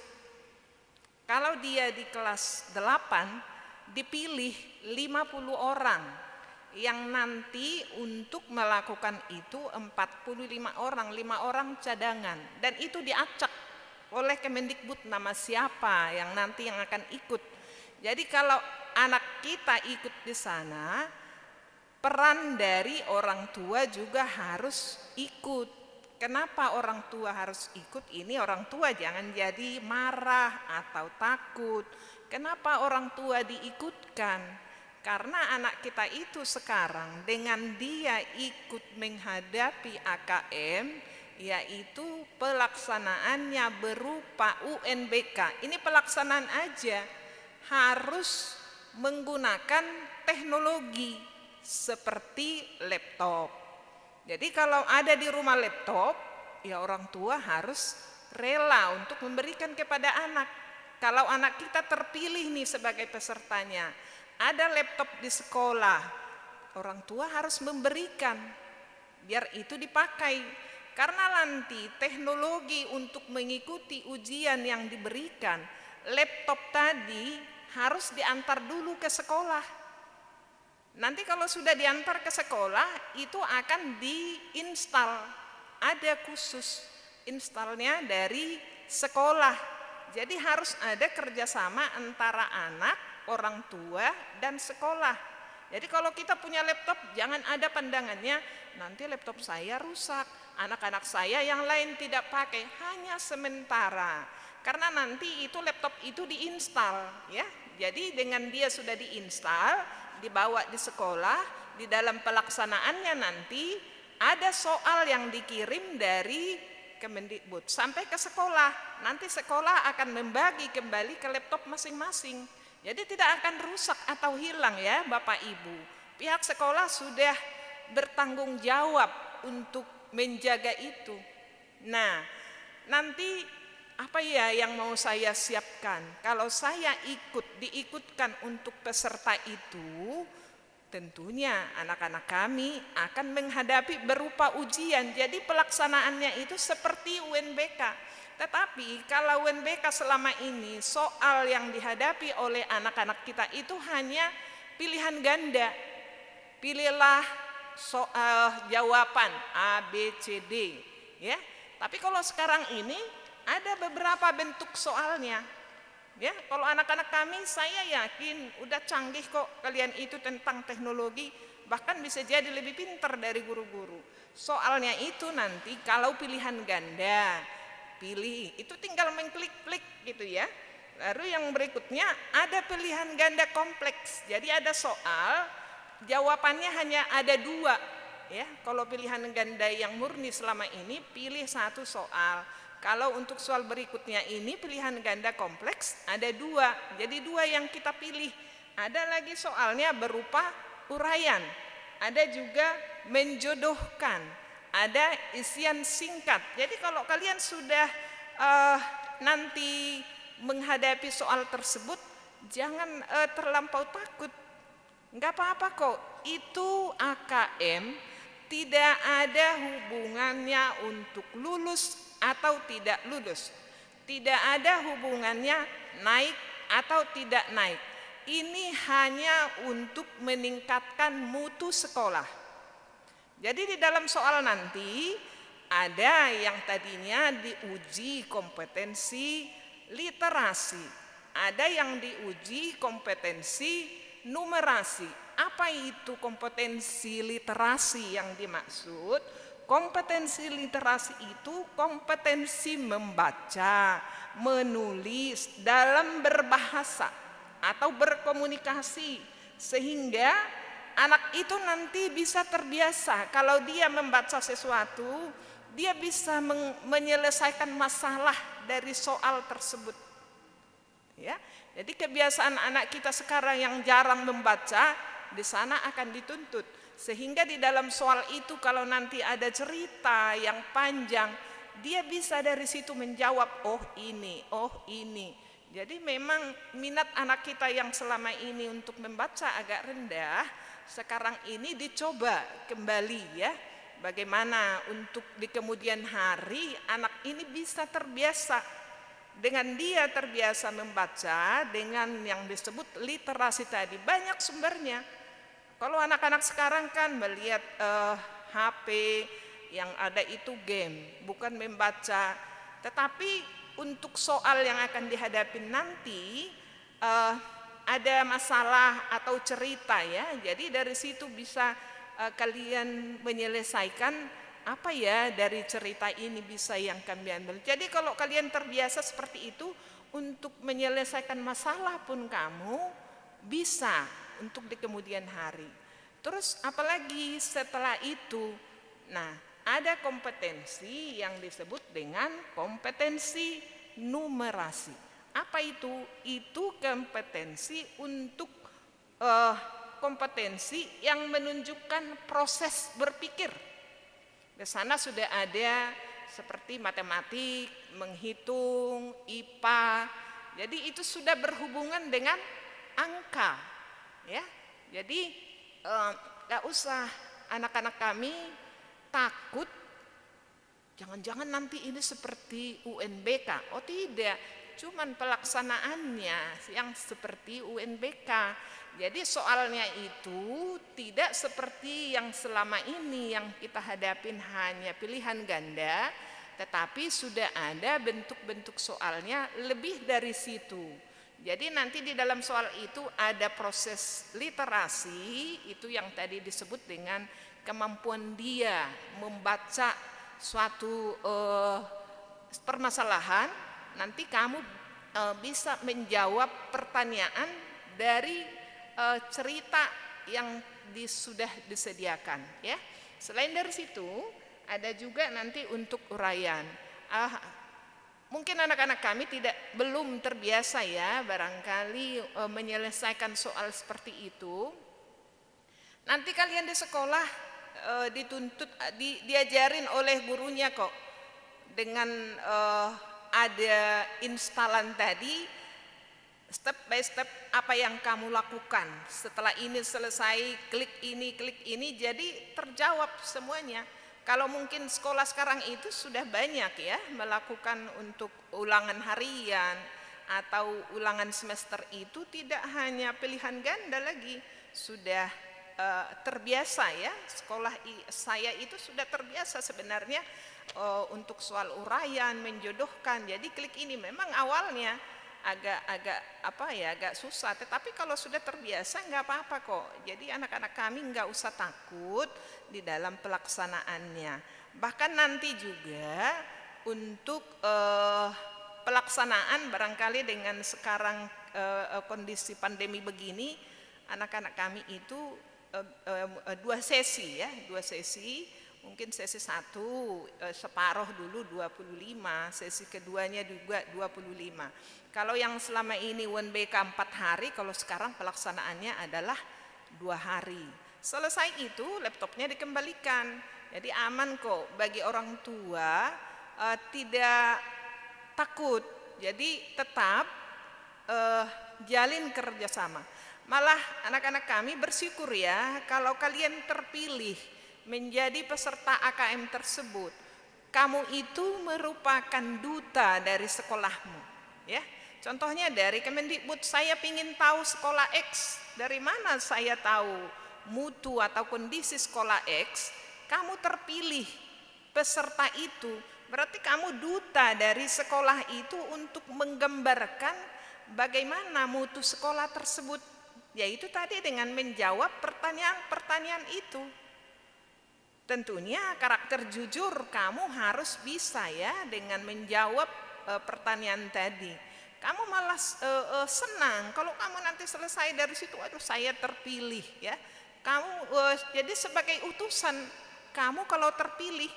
Kalau ibu berharap mudah-mudahan anak Cimanggis itu ikut terpilih untuk melakukan AKM ini, karena kamu bisa menjelaskan dengan menjawab pertanyaan tadi, seperti inilah sekolah saya, seperti inilah hasilnya. Tentunya hasilnya itu nanti kalau sudah selesai itu akan dilaporkan hasilnya bagaimana. Nah, dengan melihat hasil tersebut, oh ini sekolah masih bisa perlu dibimbing ini dengan cara apa. Jadi buat gurunya juga ada masukannya ya. Kalau memang nilai atau mutu sekolah kita masih di bawah, berarti gurunya juga cara mengejarnya harus lebih baik, anak-anaknya juga harus lebih baik. Jadi ini ada keterkaitan antara sekolah, guru, dan anak. Karena itu memang fungsinya untuk meningkatkan mutu. Jadi jangan takut nanti saya enggak lulus gara-gara ini. Oh tidak ada hubungannya. AKM bukan seperti UNBK, tapi pelaksanaannya seperti itu karena dia menggunakan teknologi, yaitu apa? Laptop itu tidak mampu sekolah membagi, tetapi orang tua lah yang membantu. Jadi kerjasama di sini orang tua harus memberikan peran. Ini nak laptop kita nih, bawa gitu ya. Jangan takut, nggak hilang, dijamin. Karena laptop kita itu nanti tidak bisa seperti laptop biasa ya, karena dia seperti yang tadi saya terangkan diinstal duluan ya. Jadi anak-anak kami juga nanti tidak langsung diterjunkan ke situ. Ada simulasi untuk pelaksanaannya nanti.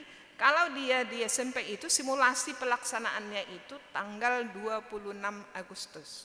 Untuk pelaksanaan hari H daripada AKM-nya tersebut tanggal 27 sampai tanggal 30 September.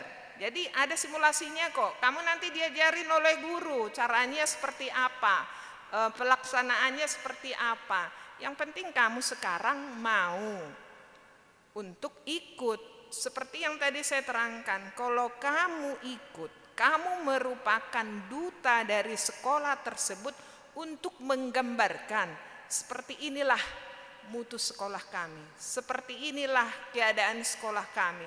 Kalau hasilnya rendah, berarti ada pemasukan buat guru, cara mengajarnya biar lebih bagus. Berikutnya dengan survei karakter. Anak-anak sekarang banyak yang pintar, tetapi karakternya tidak bagus, sikapnya. Tidak hanya ilmu yang dituntut sekarang, tetapi harus ada sikap yang baik, menguasai emosi, seperti presiden kita juga yang disebutkan itu pendidikan karakter gitu ya. Jadi nanti di soal itu ada mencerminkan sikap kamu seperti apa gitu ya anak-anak kami.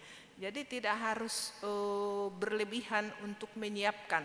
Nanti kamu dituntun kok oleh guru atau sekolah ya. Tentunya kepala sekolah juga sangat berperan. Kalau untuk manfaatnya, tujuannya menurut saya tadi udah diterangin ya, udah tidak usah lagi saya harus panjang lebar untuk menerangkan kenapa itu harus dilakukan. Ya memang karena selama ini yang kita kenal adalah ujian nasional, itu hanya mengukur bagaimana hasil belajarnya gitu ya. Anak-anak diforsir untuk belajar hanya pada saat itu, nanti tidak lulus begini. Jadi ada perasaan takut. Ini kan kita tahu itu sudah ditiadakan. Sekarang digantilah dengan AKM. Tapi bukan berarti AKM itu menentukan kamu lulus apa tidak, naik kelas apa tidak. Dia hanya menggambarkan bagaimana mutu sekolah tersebut. Ya, itu ya untuk anak-anak kami yang kelas 8, nanti kamu dituntun oleh guru kok. Untuk perbedaannya saya rasa nggak usah ibu saya harus terangin lagi ya, ujian nasional dengan asesmen nasional nggak usah lagi, karena tadi saya udah dengarkan sudah jelas kok. Sekarang tinggal pelaksanaan aja seperti apa ya, tadi udah saya terangin ya. Memang dalam hal ini harus ada kerjasama kita antara orang tua dengan anak dengan pihak sekolah. Kalau anak kita mau tapi orang tua juga tidak bersedia, ya sama aja. Jadi dalam hal ini juga kepada orang tua kami mohon, kalau nanti anak kita terpilih sebagai peserta dari AKM tersebut, ayo monggo silakan aja ya orang tua bapak ibu tuntun. Dengan nanti dia makin banyak menghadapi jenis-jenis soal, ada asesmen penilaian seperti ini, anak kita itu untuk di kemudian hari dia makin berani ya, dia akan bisa terpilih.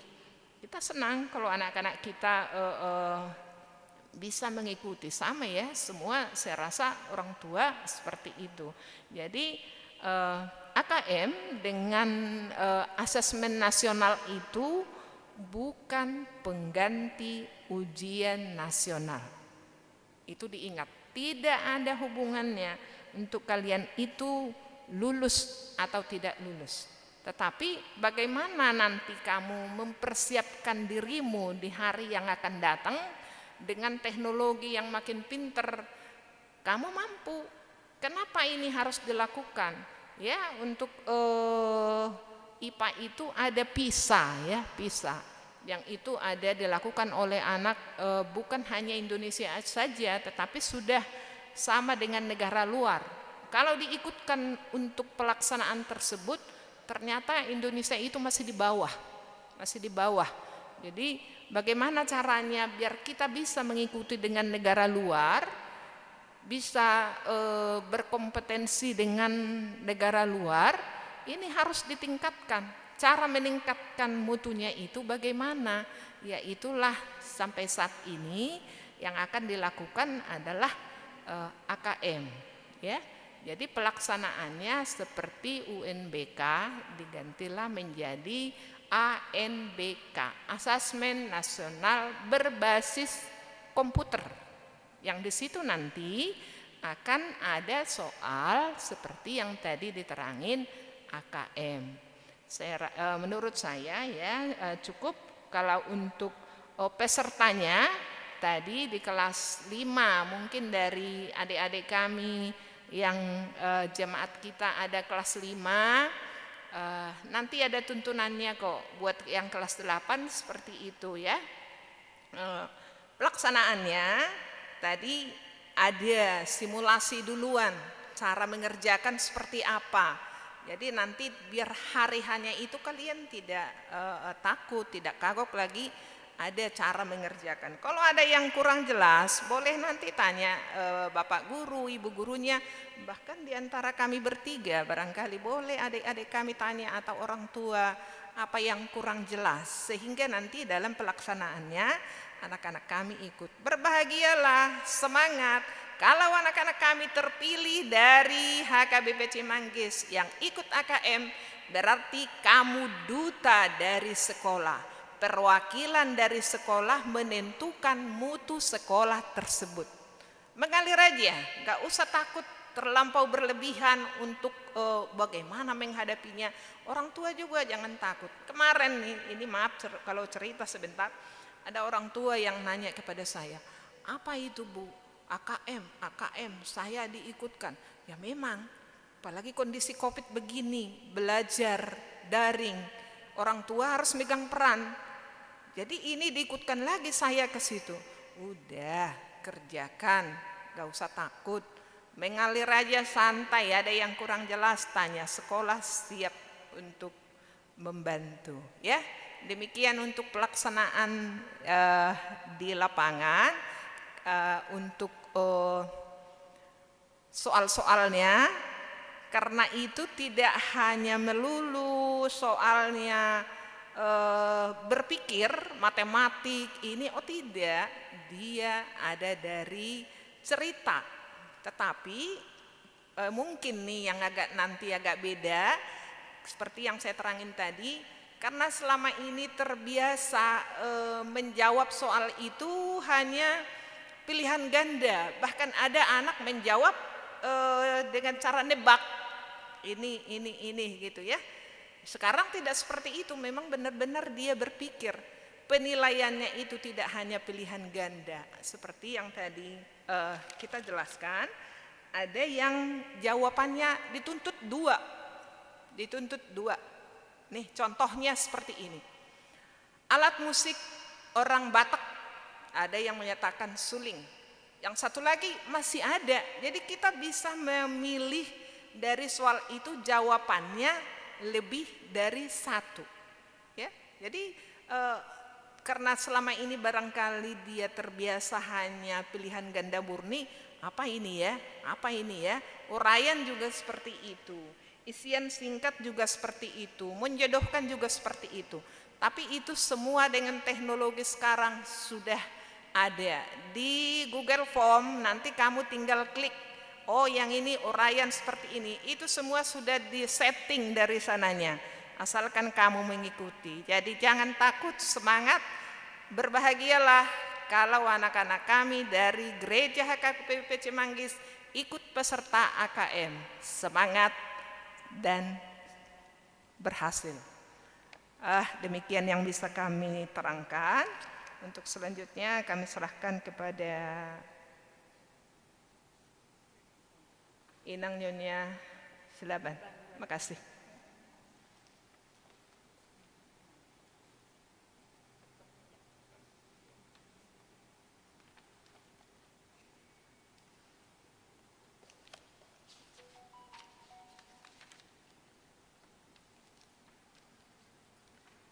Terima kasih saya ucapkan kepada Amang Situa Melau dan Amang Situa Tobing beserta teman-teman semuanya yang sudah memberi kesempatan kepada saya untuk memaparkan sebagian dari materi Asmen Nasional. Asmen Nasional. Ini kalau buat anak murid SD jarang ya, tapi Ibu sapa dulu anak muridnya. Salam horas untuk kita semuanya, terutama buat anak-anak SD yang Ibu sayangi. Kita coba belajar mendengarkan tentang asesmen nasional. Pada zaman sekarang kita harus banyak membaca dan mendengarkan supaya apa? Ini pertanyaannya supaya apa? Kalau kita mendengarkan asesmen nasional biasanya di SD belajar tema. Nah, sekarang kita belajar asesmen nasional. Gak usah kaget anak murid, gak usah kaget anak-anak mendengarkan asesmen nasional. Apa itu asesmen nasional? Aduh, bingung karena kita masih anak SD. Tapi mari kita belajar. Kalau kita rajin belajar, pasti kita bisa. Kalau kita rajin membaca, pasti kita bisa. Kalau kita banyak mendengar, pasti kita bisa. Nah, sekarang kita dengarkan sedikit demi sedikit. Asesmen nasional. Pada zaman kita harus banyak membaca dan mendengar supaya apa? Nah, supaya pintar. Supaya pintar. Semoga anak-anak bisa memahami apa yang Ibu jabarkan tentang asesmen. Nah, sekarang tujuannya. Apa itu asesmen nasional? Ini kalau anak SD, jangankan kelas 1, 2, 3, 4, kelas 5, 6 juga nggak ngerti. Dan Ibu juga tahun ini baru dengar. Tapi mari kita belajar. Mari kita dengar ya. Sekarang apa itu asesmen nasional? Asesmen nasional adalah program penilaian terhadap mutu sekolah. Penilaian terhadap mutu sekolah. Mutu sekolah ini harus bagaimana? Ayo, mutu sekolah harus bagaimana? Anak-anak harus rajin. Harus pintar, harus giat. Tuh, supaya mutu sekolah berjalan dengan baik. Nah, sekolah apa dulu nih? Sekolah negeri, madrasah, dan sekolah swasta yang lain. Dan program kesetaraan pada jenjang dasar atau menengah. Ini sekarang ini lagi digiatkan untuk SD, SMP, dan SMA. Nah, jadi anak murid SD nggak usah takut. Karena apa? Dari yang terkecil dulu, baru SMP, baru SMA. Kita belajar dan belajar. Mutu, satuan pendidikan dinilai berdasarkan hasil belajar murid yang mendasar. Yang mendasar, maksudnya yang pinter. Kalau seperti di SD kita nih, ada yang ABK, ada yang malas, ada yang kurang memperhatikan. Nah, sekarang kita harus maju dan maju. Karena apa? Apalagi di zaman COVID ini. Sekarang anak SD udah mulai bisa punya HP. Tadinya nggak punya HP, sekarang punya, belajar online. Nah, ini berarti kamu sudah termasuk di dalam asesmen nasional. Ini kita sudah termasuk, bukan cuma SMP dan SMA yang bisa main handphone atau main HP. Kita juga sudah bisa. Selama 2 tahun ini kita sudah belajar main HP atau online. Nah, itu berarti ada peningkatan buat anak-anak murid semuanya. Kita berterima kasih juga ya. Nah sekarang hasil belajar murid yang mendasar atau literasi, numerasi, dan karakter. Kalau literasi kita sudah lakukan setiap 2 kali seminggu. Kita bawa buku ke sekolah, kita baca sendiri, kita mendengarkan dari guru apa arti yang kita pelajari. Dan karakternya tergantung kita sendiri. Karakter itu adalah pribadi kita sendiri. Kita memahami tidak mengenai apa yang kita baca tadi di dalam literasi. Kalau kita tidak memahami, tanyakan lagi guru atau pak guru. Karena apa? Supaya kita mengerti dan memahami untuk asesmen nasional, untuk lebih meningkatkan mutu belajar kita lagi, serta kualitas proses belajar mengajar di iklim satuan pendidikan dan mendukung pembelajaran. Nah, di iklim seperti sekarang, yang zaman COVID. Di zaman COVID ini kita belajar melalui HP, tidak kenal gurunya, apalagi kelas 1, kelas 2 sekarang. Sedih memang gurunya tidak mengenal, tetapi pelajaran harus semakin meningkat. Dan bahkan kita tidak pernah mendengar asesmen nasional, tapi sekarang Ibu paparkan sedikit demi sedikit supaya kita lebih mengerti. Nah, di iklim seperti ini kita belajar, terutama buat orang tua murid yang Ibu sayangi, anak SD rata-rata tidak mengerti apa itu bahasa. Tetapi tolong sebagai orang tua supaya anak kita semakin pintar, makin maju, lebih dari kita, mari kita tuntun mereka.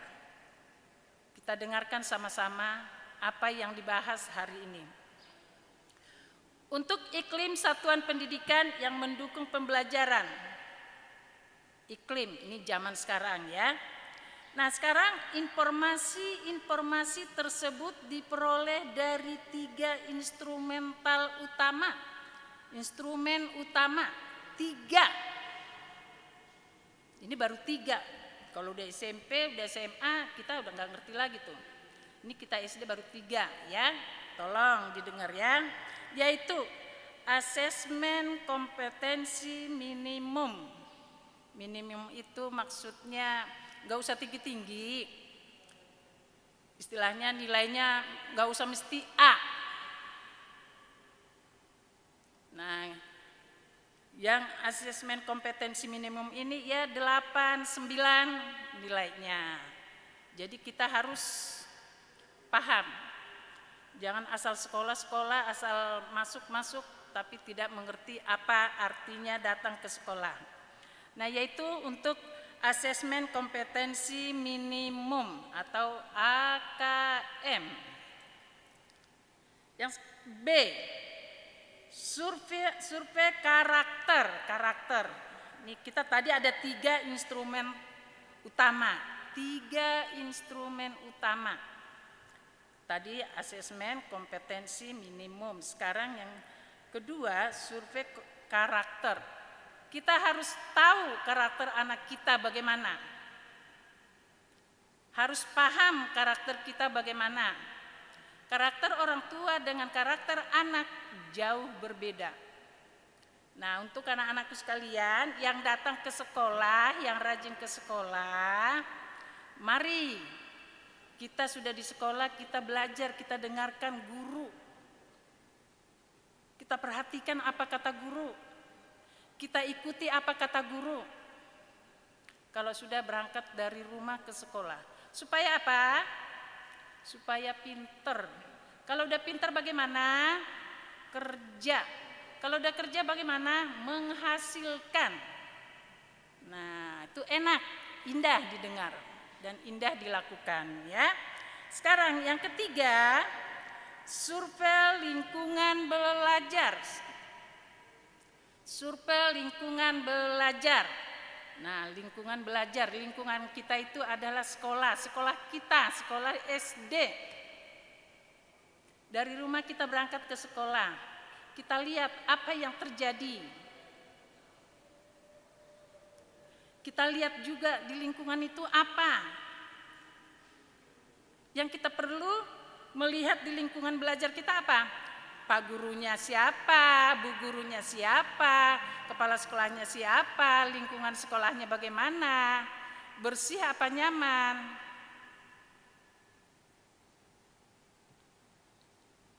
Jadi kita harus melihat lingkungan belajar ya, bukan lingkungan rumah. Kalau lingkungan rumah tuh RT RW, tetangga. Nah, kalau lingkungan belajar di sekolah. Paham ya semua anak-anak ya? Paham ya? Nah, sekarang yang tiga itu harus diingat. Asesmen kompetensi minimum atau AKM. Yang kedua survei karakter kita. 3, survei lingkungan sekolah kita. Itu harus dipahami dulu. Nah, sekarang kita lanjut lagi. Mengapa perlu ada asesmen nasional? Kalau anak-anak murid emang anak murid SD pasti apa sih gitu ya? Bagaimana sih? Ngerti juga kagak asesmen? Nah, sekarang kita belajar. Asesmen nasional perlu dilakukan untuk meningkatkan mutu pendidikan. Makanya orang berlomba-lomba untuk sekolah, untuk les belajar. Supaya lebih lagi mutu pendidikannya. Biasanya di SD negeri agak lambat. Karena apa? Orang tua tuh sepenuhnya memberikan kepada guru. Coba mari anak kita gerakkan lagi supaya lebih memuaskan apa yang kita inginkan untuk masa depan. Itu semua tergantung orang tua murid. Kalau anaknya mau pinter, ya kasih lebih pelajaran yang lebih asesmen nasional, lebih bagus lagi, lebih indah lagi. Jadi kita harus belajar dengan melakukan atau meningkatkan mutu pendidikan. Nah, sekarang asesmen ini dirancang untuk menghasilkan informasi akurat. Nah, sekarang asesmen nasional ini dirancang untuk menghasilkan informasi akurat untuk yang lebih bagus lagi seperti daripada tahun-tahun kemarin. Pemerintah kita selalu mencari belajar yang lebih bagus lagi, yang lebih indah lagi. Nah, mari kita berlomba-lomba untuk merancang dan untuk menghasilkan informasi yang akurat. Untuk memperbaiki kualitas belajar mengajar. Belajar berarti anak murid. Mengajar berarti guru. Kalau anak-anak belajar harus berniat untuk mendengarkan apa kata guru. Dan guru juga sudah bersiap untuk apa? Mendidik anak-anak. Jadi mari kita kedua belah pihak, kualitas belajar mengajar kita perbaiki. Nah, sekarang kita lanjutkan lagi. Asesmen nasional menghasilkan informasi untuk memantau. Tadi untuk kualitas. Sekarang untuk memantau. Untuk memantau, ada 2. Perkembangan mutu dari waktu ke waktu. Perkembangan mutu dari waktu ke waktu. Maksudnya dari hari ke hari. Anak-anak belajar, kita harus lebih pandai lagi, lebih asesmen nasional lagi, lebih meningkat lagi, supaya apa yang kita inginkan tercapai. Yang B, kesenjangan antara bagian di dalam sistem pendidikan. Ini di dalam pendidikan. Ini sebagai orang tua, mohon maaf, jangan juga sampai anak, yang penting antar ke pintu pagar, terus lepasin. Nah sekarang kita tidak. Sebagai seorang guru, memperhatikan anak-anak harus berkarakter untuk lebih pintar lagi. Nah sekarang yang B, kesenjangan antar bagian di dalam sistem pendidikan. Misalnya di satuan pendidikan antara kelompok sosial ekonomi, di satuan wilayah antara sekolah negeri dan swasta, antar daerah ataupun antar kelompok berdasarkan atribut tertentu.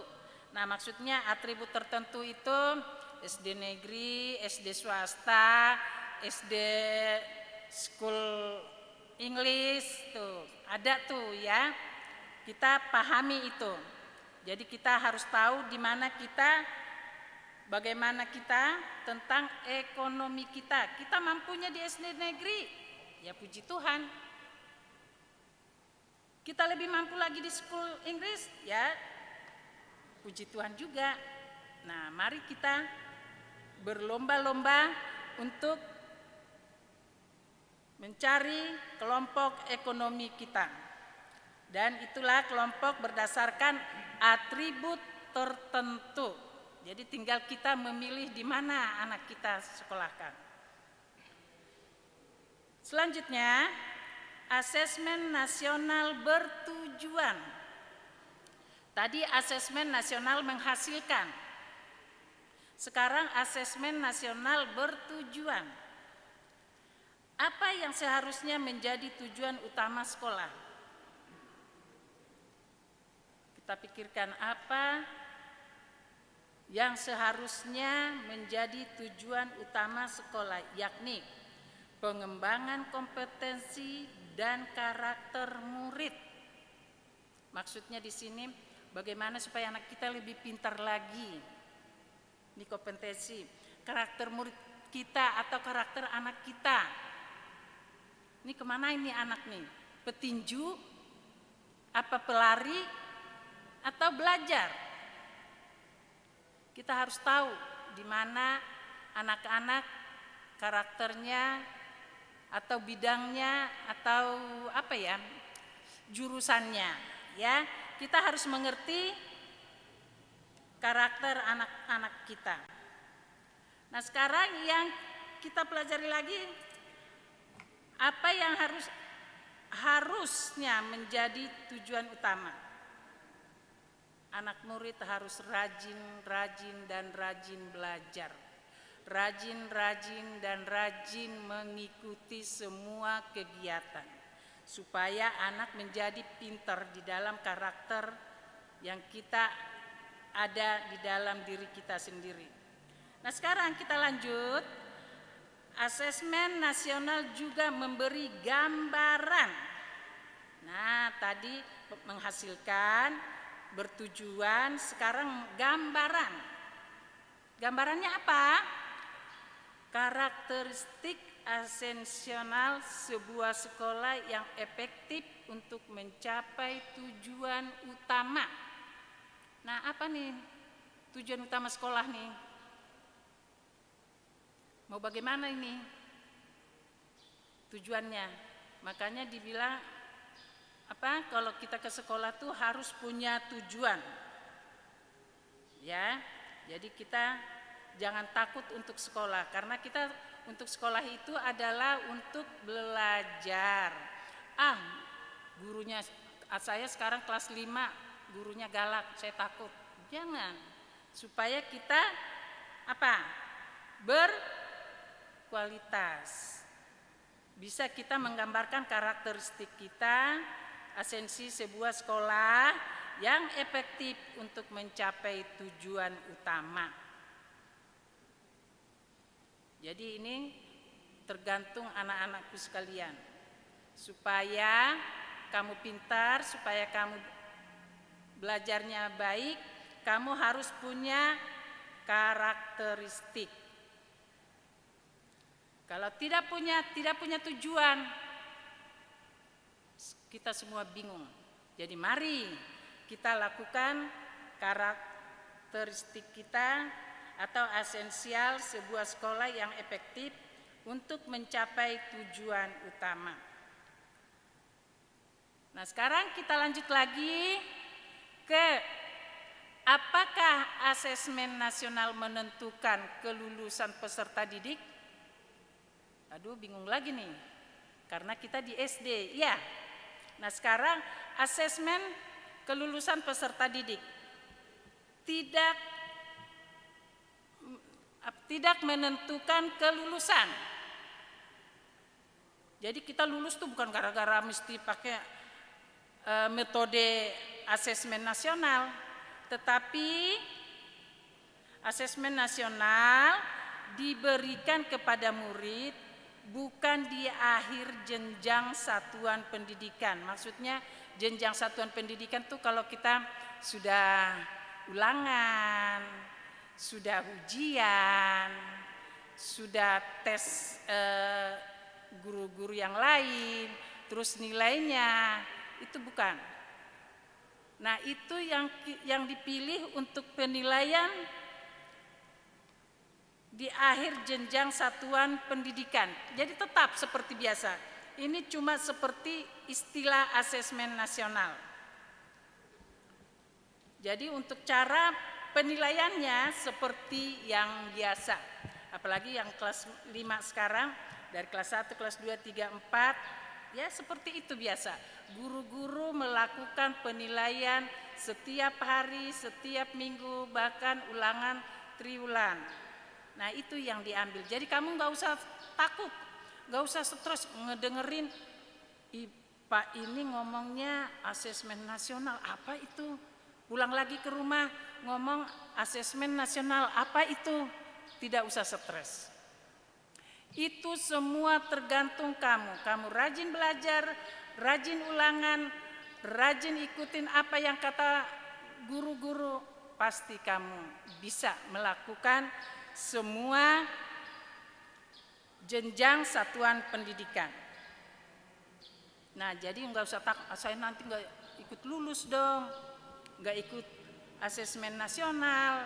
Tidak, asesmen nasional itu diberikan kepada murid bukan di akhir jenjang satuan pendidikan, ya, bukan di akhir penilaian maksudnya.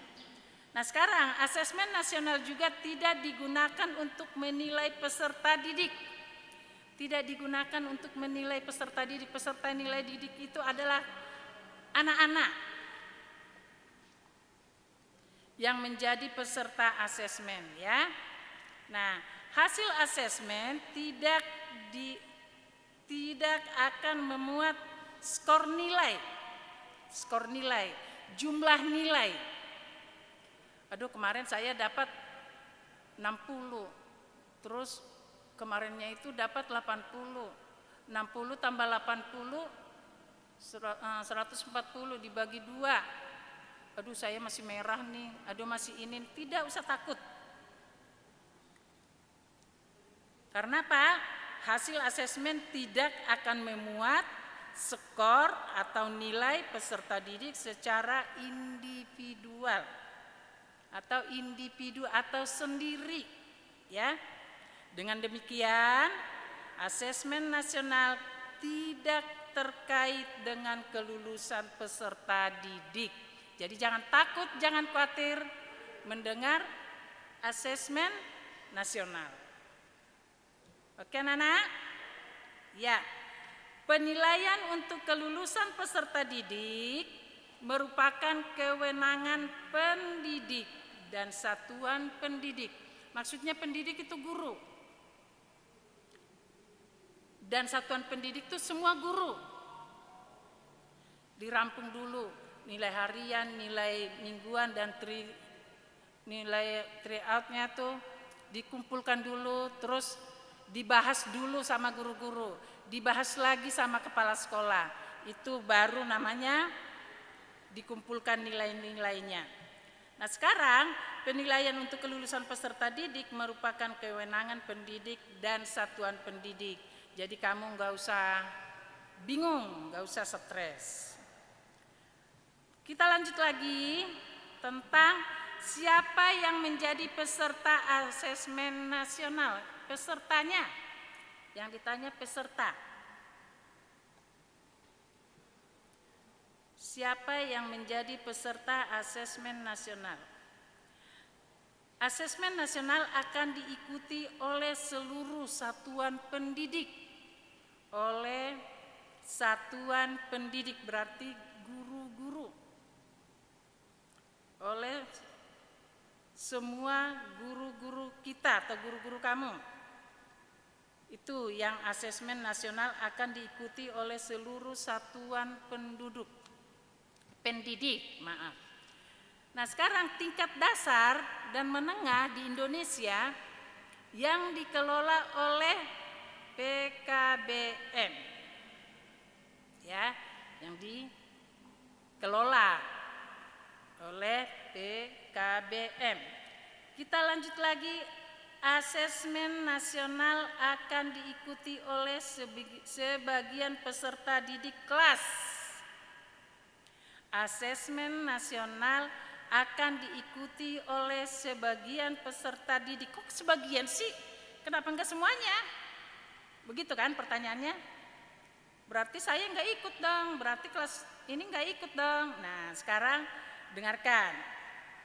Asesmen nasional akan diikuti oleh sebagian peserta didik kelas 5, kelas 7, dan kelas 11. Yang dipilih secara acak. Nah, yang dipilih secara acak ini repot deh nih. Saya pinter, tapi miskin. Saya miskin, tapi bisa. Nah, bingung dah kita nih. Di sini kita ada kebingungan. Tetapi namanya diacak, gak usah stres, gak usah bingung. Guru-guru kita semua pasti mengerti, pasti memahami siapa yang akan maju. Jadi gak usah kita kecil hati, kita maju terus, pantang mundur. Itu untuk asesmen nasional akan diikuti oleh sebagian peserta didik. Sekarang kita lanjut lagi. Asesmen nasional akan diikuti oleh seluruh peserta didik. Nah, tadi sebagian diacak. Diacak tuh dipilih. Sekarang asesmen nasional akan diikuti seluruh peserta didik yang berada pada tahap akhir program belajarnya. Atau mau kenaikan kelas artinya tuh. Akhir program belajarnya. Nah, selain peserta didik, asesmen juga, ya. Selain peserta didik, asesmen nasional juga akan diikuti oleh guru dan kepala sekolah setiap satuan pendidikan. Maksudnya seluruh pendidik, seluruh guru dan bahkan kepala sekolah akan ikut melaksanakan asesmen nasional. Informasi dari peserta didik, guru dan kepala sekolah diharapkan memberi informasi yang lengkap tentang kualitas. Kalau dikatakan kualitas itu kepintaran kita. Proses dan hasil belajar di setiap satuan pendidikan. Nah, jadi kepala sekolah dan guru memberi informasi yang lengkap tentang kualitas proses dan hasil belajar di setiap satuan pendidikan harus laporkan ke atasan. Kita lanjut, mengapa asesmen nasional hanya diikuti oleh sebagian murid? Supaya kita lebih mengerti dan memahami adanya kita di mana, adanya kita di pihak mana, adanya kita sampai di mana. Dan fungsi asesmen nasional kita harus mengerti. Asesmen nasional tidak digunakan untuk menentukan kelulusan. Nah, tadi udah menilai proses murid sebagai seorang individu. Evaluasi hasil belajar setiap individu murid menjadi kewenangan pendidik. Jadi nggak usah takut, tidak usah khawatir, nggak usah takut nggak naik kelas, nggak usah takut nggak lulus. Semuanya itu ada kewenangan kepada guru-guru, ibu guru, dan kepala sekolah kita. Apapun yang kita laksanakan, jangan takut duluan. Kita laksanakan. Mengapa yang menjadi, tadi Bu Guru sudah jelaskan, mengapa yang menjadi kelas 5 dan kelas 6 itu, dan kelas 5, kelas 7, dan kelas 12. Kenapa? Mereka sudah lebih bisa memahami untuk melakukan asesmen nasional. Kalau kelas 1, kelas 2 belum mengerti, mengucapinnya juga belum bisa, apalagi melakukannya. Ya, asesmen nasional ini maksudnya kita harus bisa belajar sendiri, belajar mandiri, dan belajar melakukan. Jangan dikit-dikit, apa nih PR, apa ini, apa ini, apa ini. Apalagi untuk SD selalu bertanya, dan bertanya. Jadi kita di dalam sistem asesmen nasional kita harus belajar giat, belajar mandiri, belajar berjalan sendiri, belajar melakukan sendiri, supaya kita berhasil.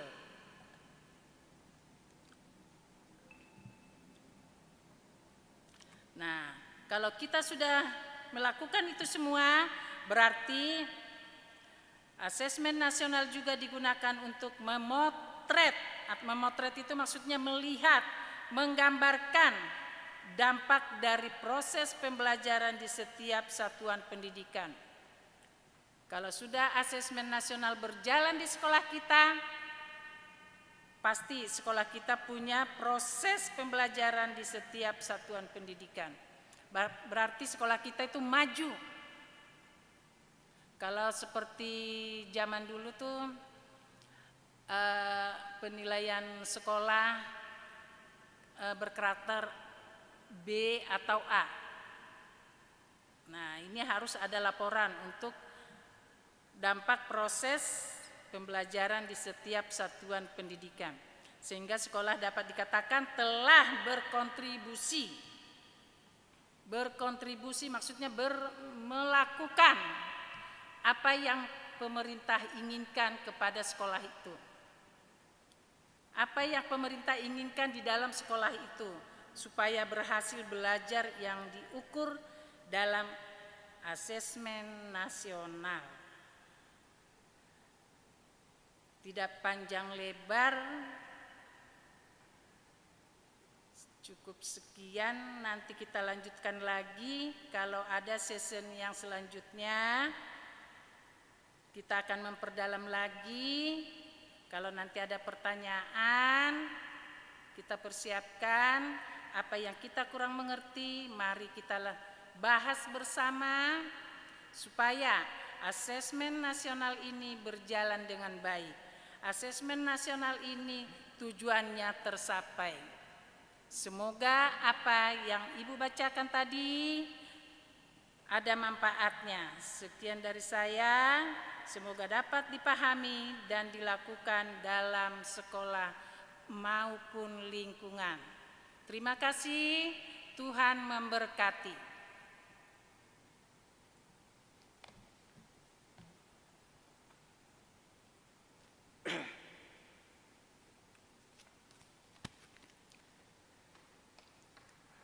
Demikianlah paparan berkaitan dengan sosialisasi asesmen kriteria minimal.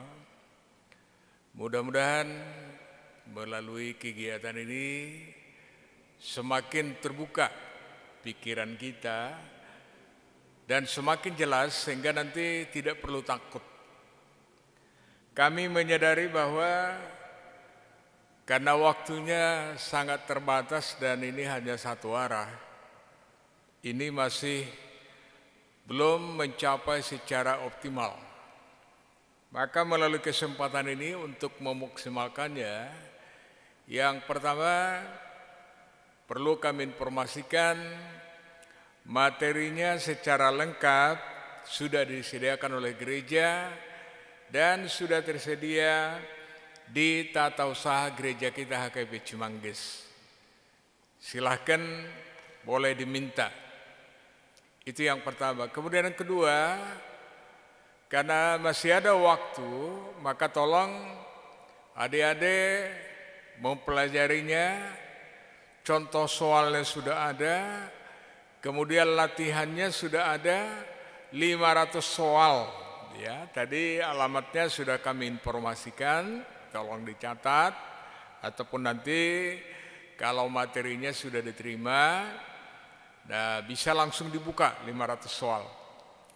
Lalu yang terakhir, jika di antara daerah mengalami kesulitan, maka kami nanti akan membuat Google Meet ya, sehingga kita bisa berinteraksi. Tapi tolong dalam pembelajaran itu kan namanya harus by proses ya, learning by doing, artinya dicoba dulu ya, dicoba dulu, kemudian mengalami kesulitan silahkan. Nah soalnya tadi sudah tersedia, tinggal dibuka saja. Jadi selain daripada alamat email ada juga WA, juga dalam hal ini kami nanti akan merencanakan juga dengan adik-adik ada Google Meet, sehingga penekanannya bisa nanti langsung ya berkaitan pembelajaran dan pembahasan soal-soalnya. Demikian yang bisa kami sampaikan, kurang lebihnya mohon maaf. Sebelum kita akhiri, marilah kita berdoa. Segala puji dan syukur kami panjatkan kehadirat-Mu Bapa di surga. Kami menyadari bahwa penyampaian kami ini belum sempurna. Namun lihatlah ya Tuhan, tentang tekad kami, motivasi kami sebagai anak-anak Tuhan, harus sebagai contoh dan teladan, harus sebagai yang terbaik dari teman-teman yang lain. Oleh sebab itu kami mohon dengan kerendahan hati, terutama untuk adik-adik kami kelas 5 SD, kemudian kelas 8 SMP, dan kelas 11 SMA dan SMK, Tuhan berikan semangat, Tuhan pimpin melalui Roh Kudus, sehingga mereka dapat memahaminya dengan baik. Demikian juga kami menyadari karena kami belum bisa tatap muka secara langsung, kami yakin percaya anak-anak kami yang mengikuti kegiatan ini belum puas karena kami belum bisa mendapatkan pertanyaan langsung secara interaktif dengan mereka.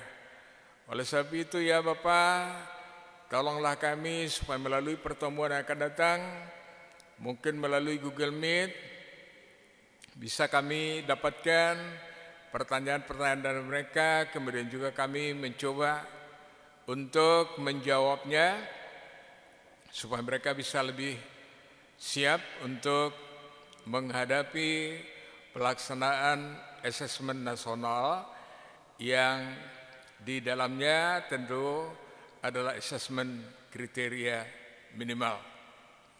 Demikian juga kami memohon, tolonglah pendeta kami para perhalado, demikian juga anggota jemaat, dan anak kami semua. Lindungi sertai kami. Saat ini Tuhan kami menyadari ada juga teman-teman kami yang terpapar COVID-19. Biarlah Tuhan menolong supaya mereka disembuhkan. Demikian juga dengan berbagai masalah akibat COVID-19, mungkin adanya PHK, demikian juga adanya berkurangnya penghasilan kami. Tetapi kami yakin percaya sebagaimana Tuhan, firman-Mu berkata, selama kami berpegang teguh dan mengikuti Engkau, seperti yang disaksikan oleh hamba-Mu Raja Daud, bukan hanya kami, anak cucu kami pun diberkati, sehingga tidak berkekurangan, tidak meminta-minta roti. Kami yakin percaya firman-Mu adalah kebenaran, dan kami sungguh percaya bahwa apa yang Tuhan katakan pasti terbukti, pasti terrealisasi jikalau kami sungguh-sungguh mengikuti sesuai dengan firman-Mu. Itulah doa permohonan kami, sucikanlah segala kekurangan dan kelemahan kami, Roh Kudus memimpin menolong kami, supaya dalam kelemahan kami, kuasa-Mu menjadi sempurna. Marilah kita sama-sama mengucapkan doa Bapa kami, sebagaimana doa yang diajarkan oleh Tuhan Yesus kepada murid-muridnya. Mari kita sama-sama mengucapkannya. Bapa kami yang di sorga, dikuduskanlah nama-Mu, datanglah kerajaan-Mu, jadilah kehendak-Mu di bumi seperti di sorga. Berikanlah kami makanan kami yang secukupnya, dan ampunilah kami seperti kami juga mengampuni orang yang bersalah kepada kami. Dan janganlah bawakan kami ke dalam pencobaan, tapi lepaskanlah kami daripada yang jahat. Karena Engkau-lah yang punya kerajaan dan kuasa dan kemuliaan sampai selama-lamanya. Anugerah dari Yesus Kristus, kasih Allah Bapa, dan persekutuan Roh Kudus, itulah yang menyertai kami masing-masing. Amin. Demikian kegiatan sosialisasi, asesmen, kriteria minimal. Tuhan Yesus memberkati. Amin. Salam, semoga adik-adik berhasil semua.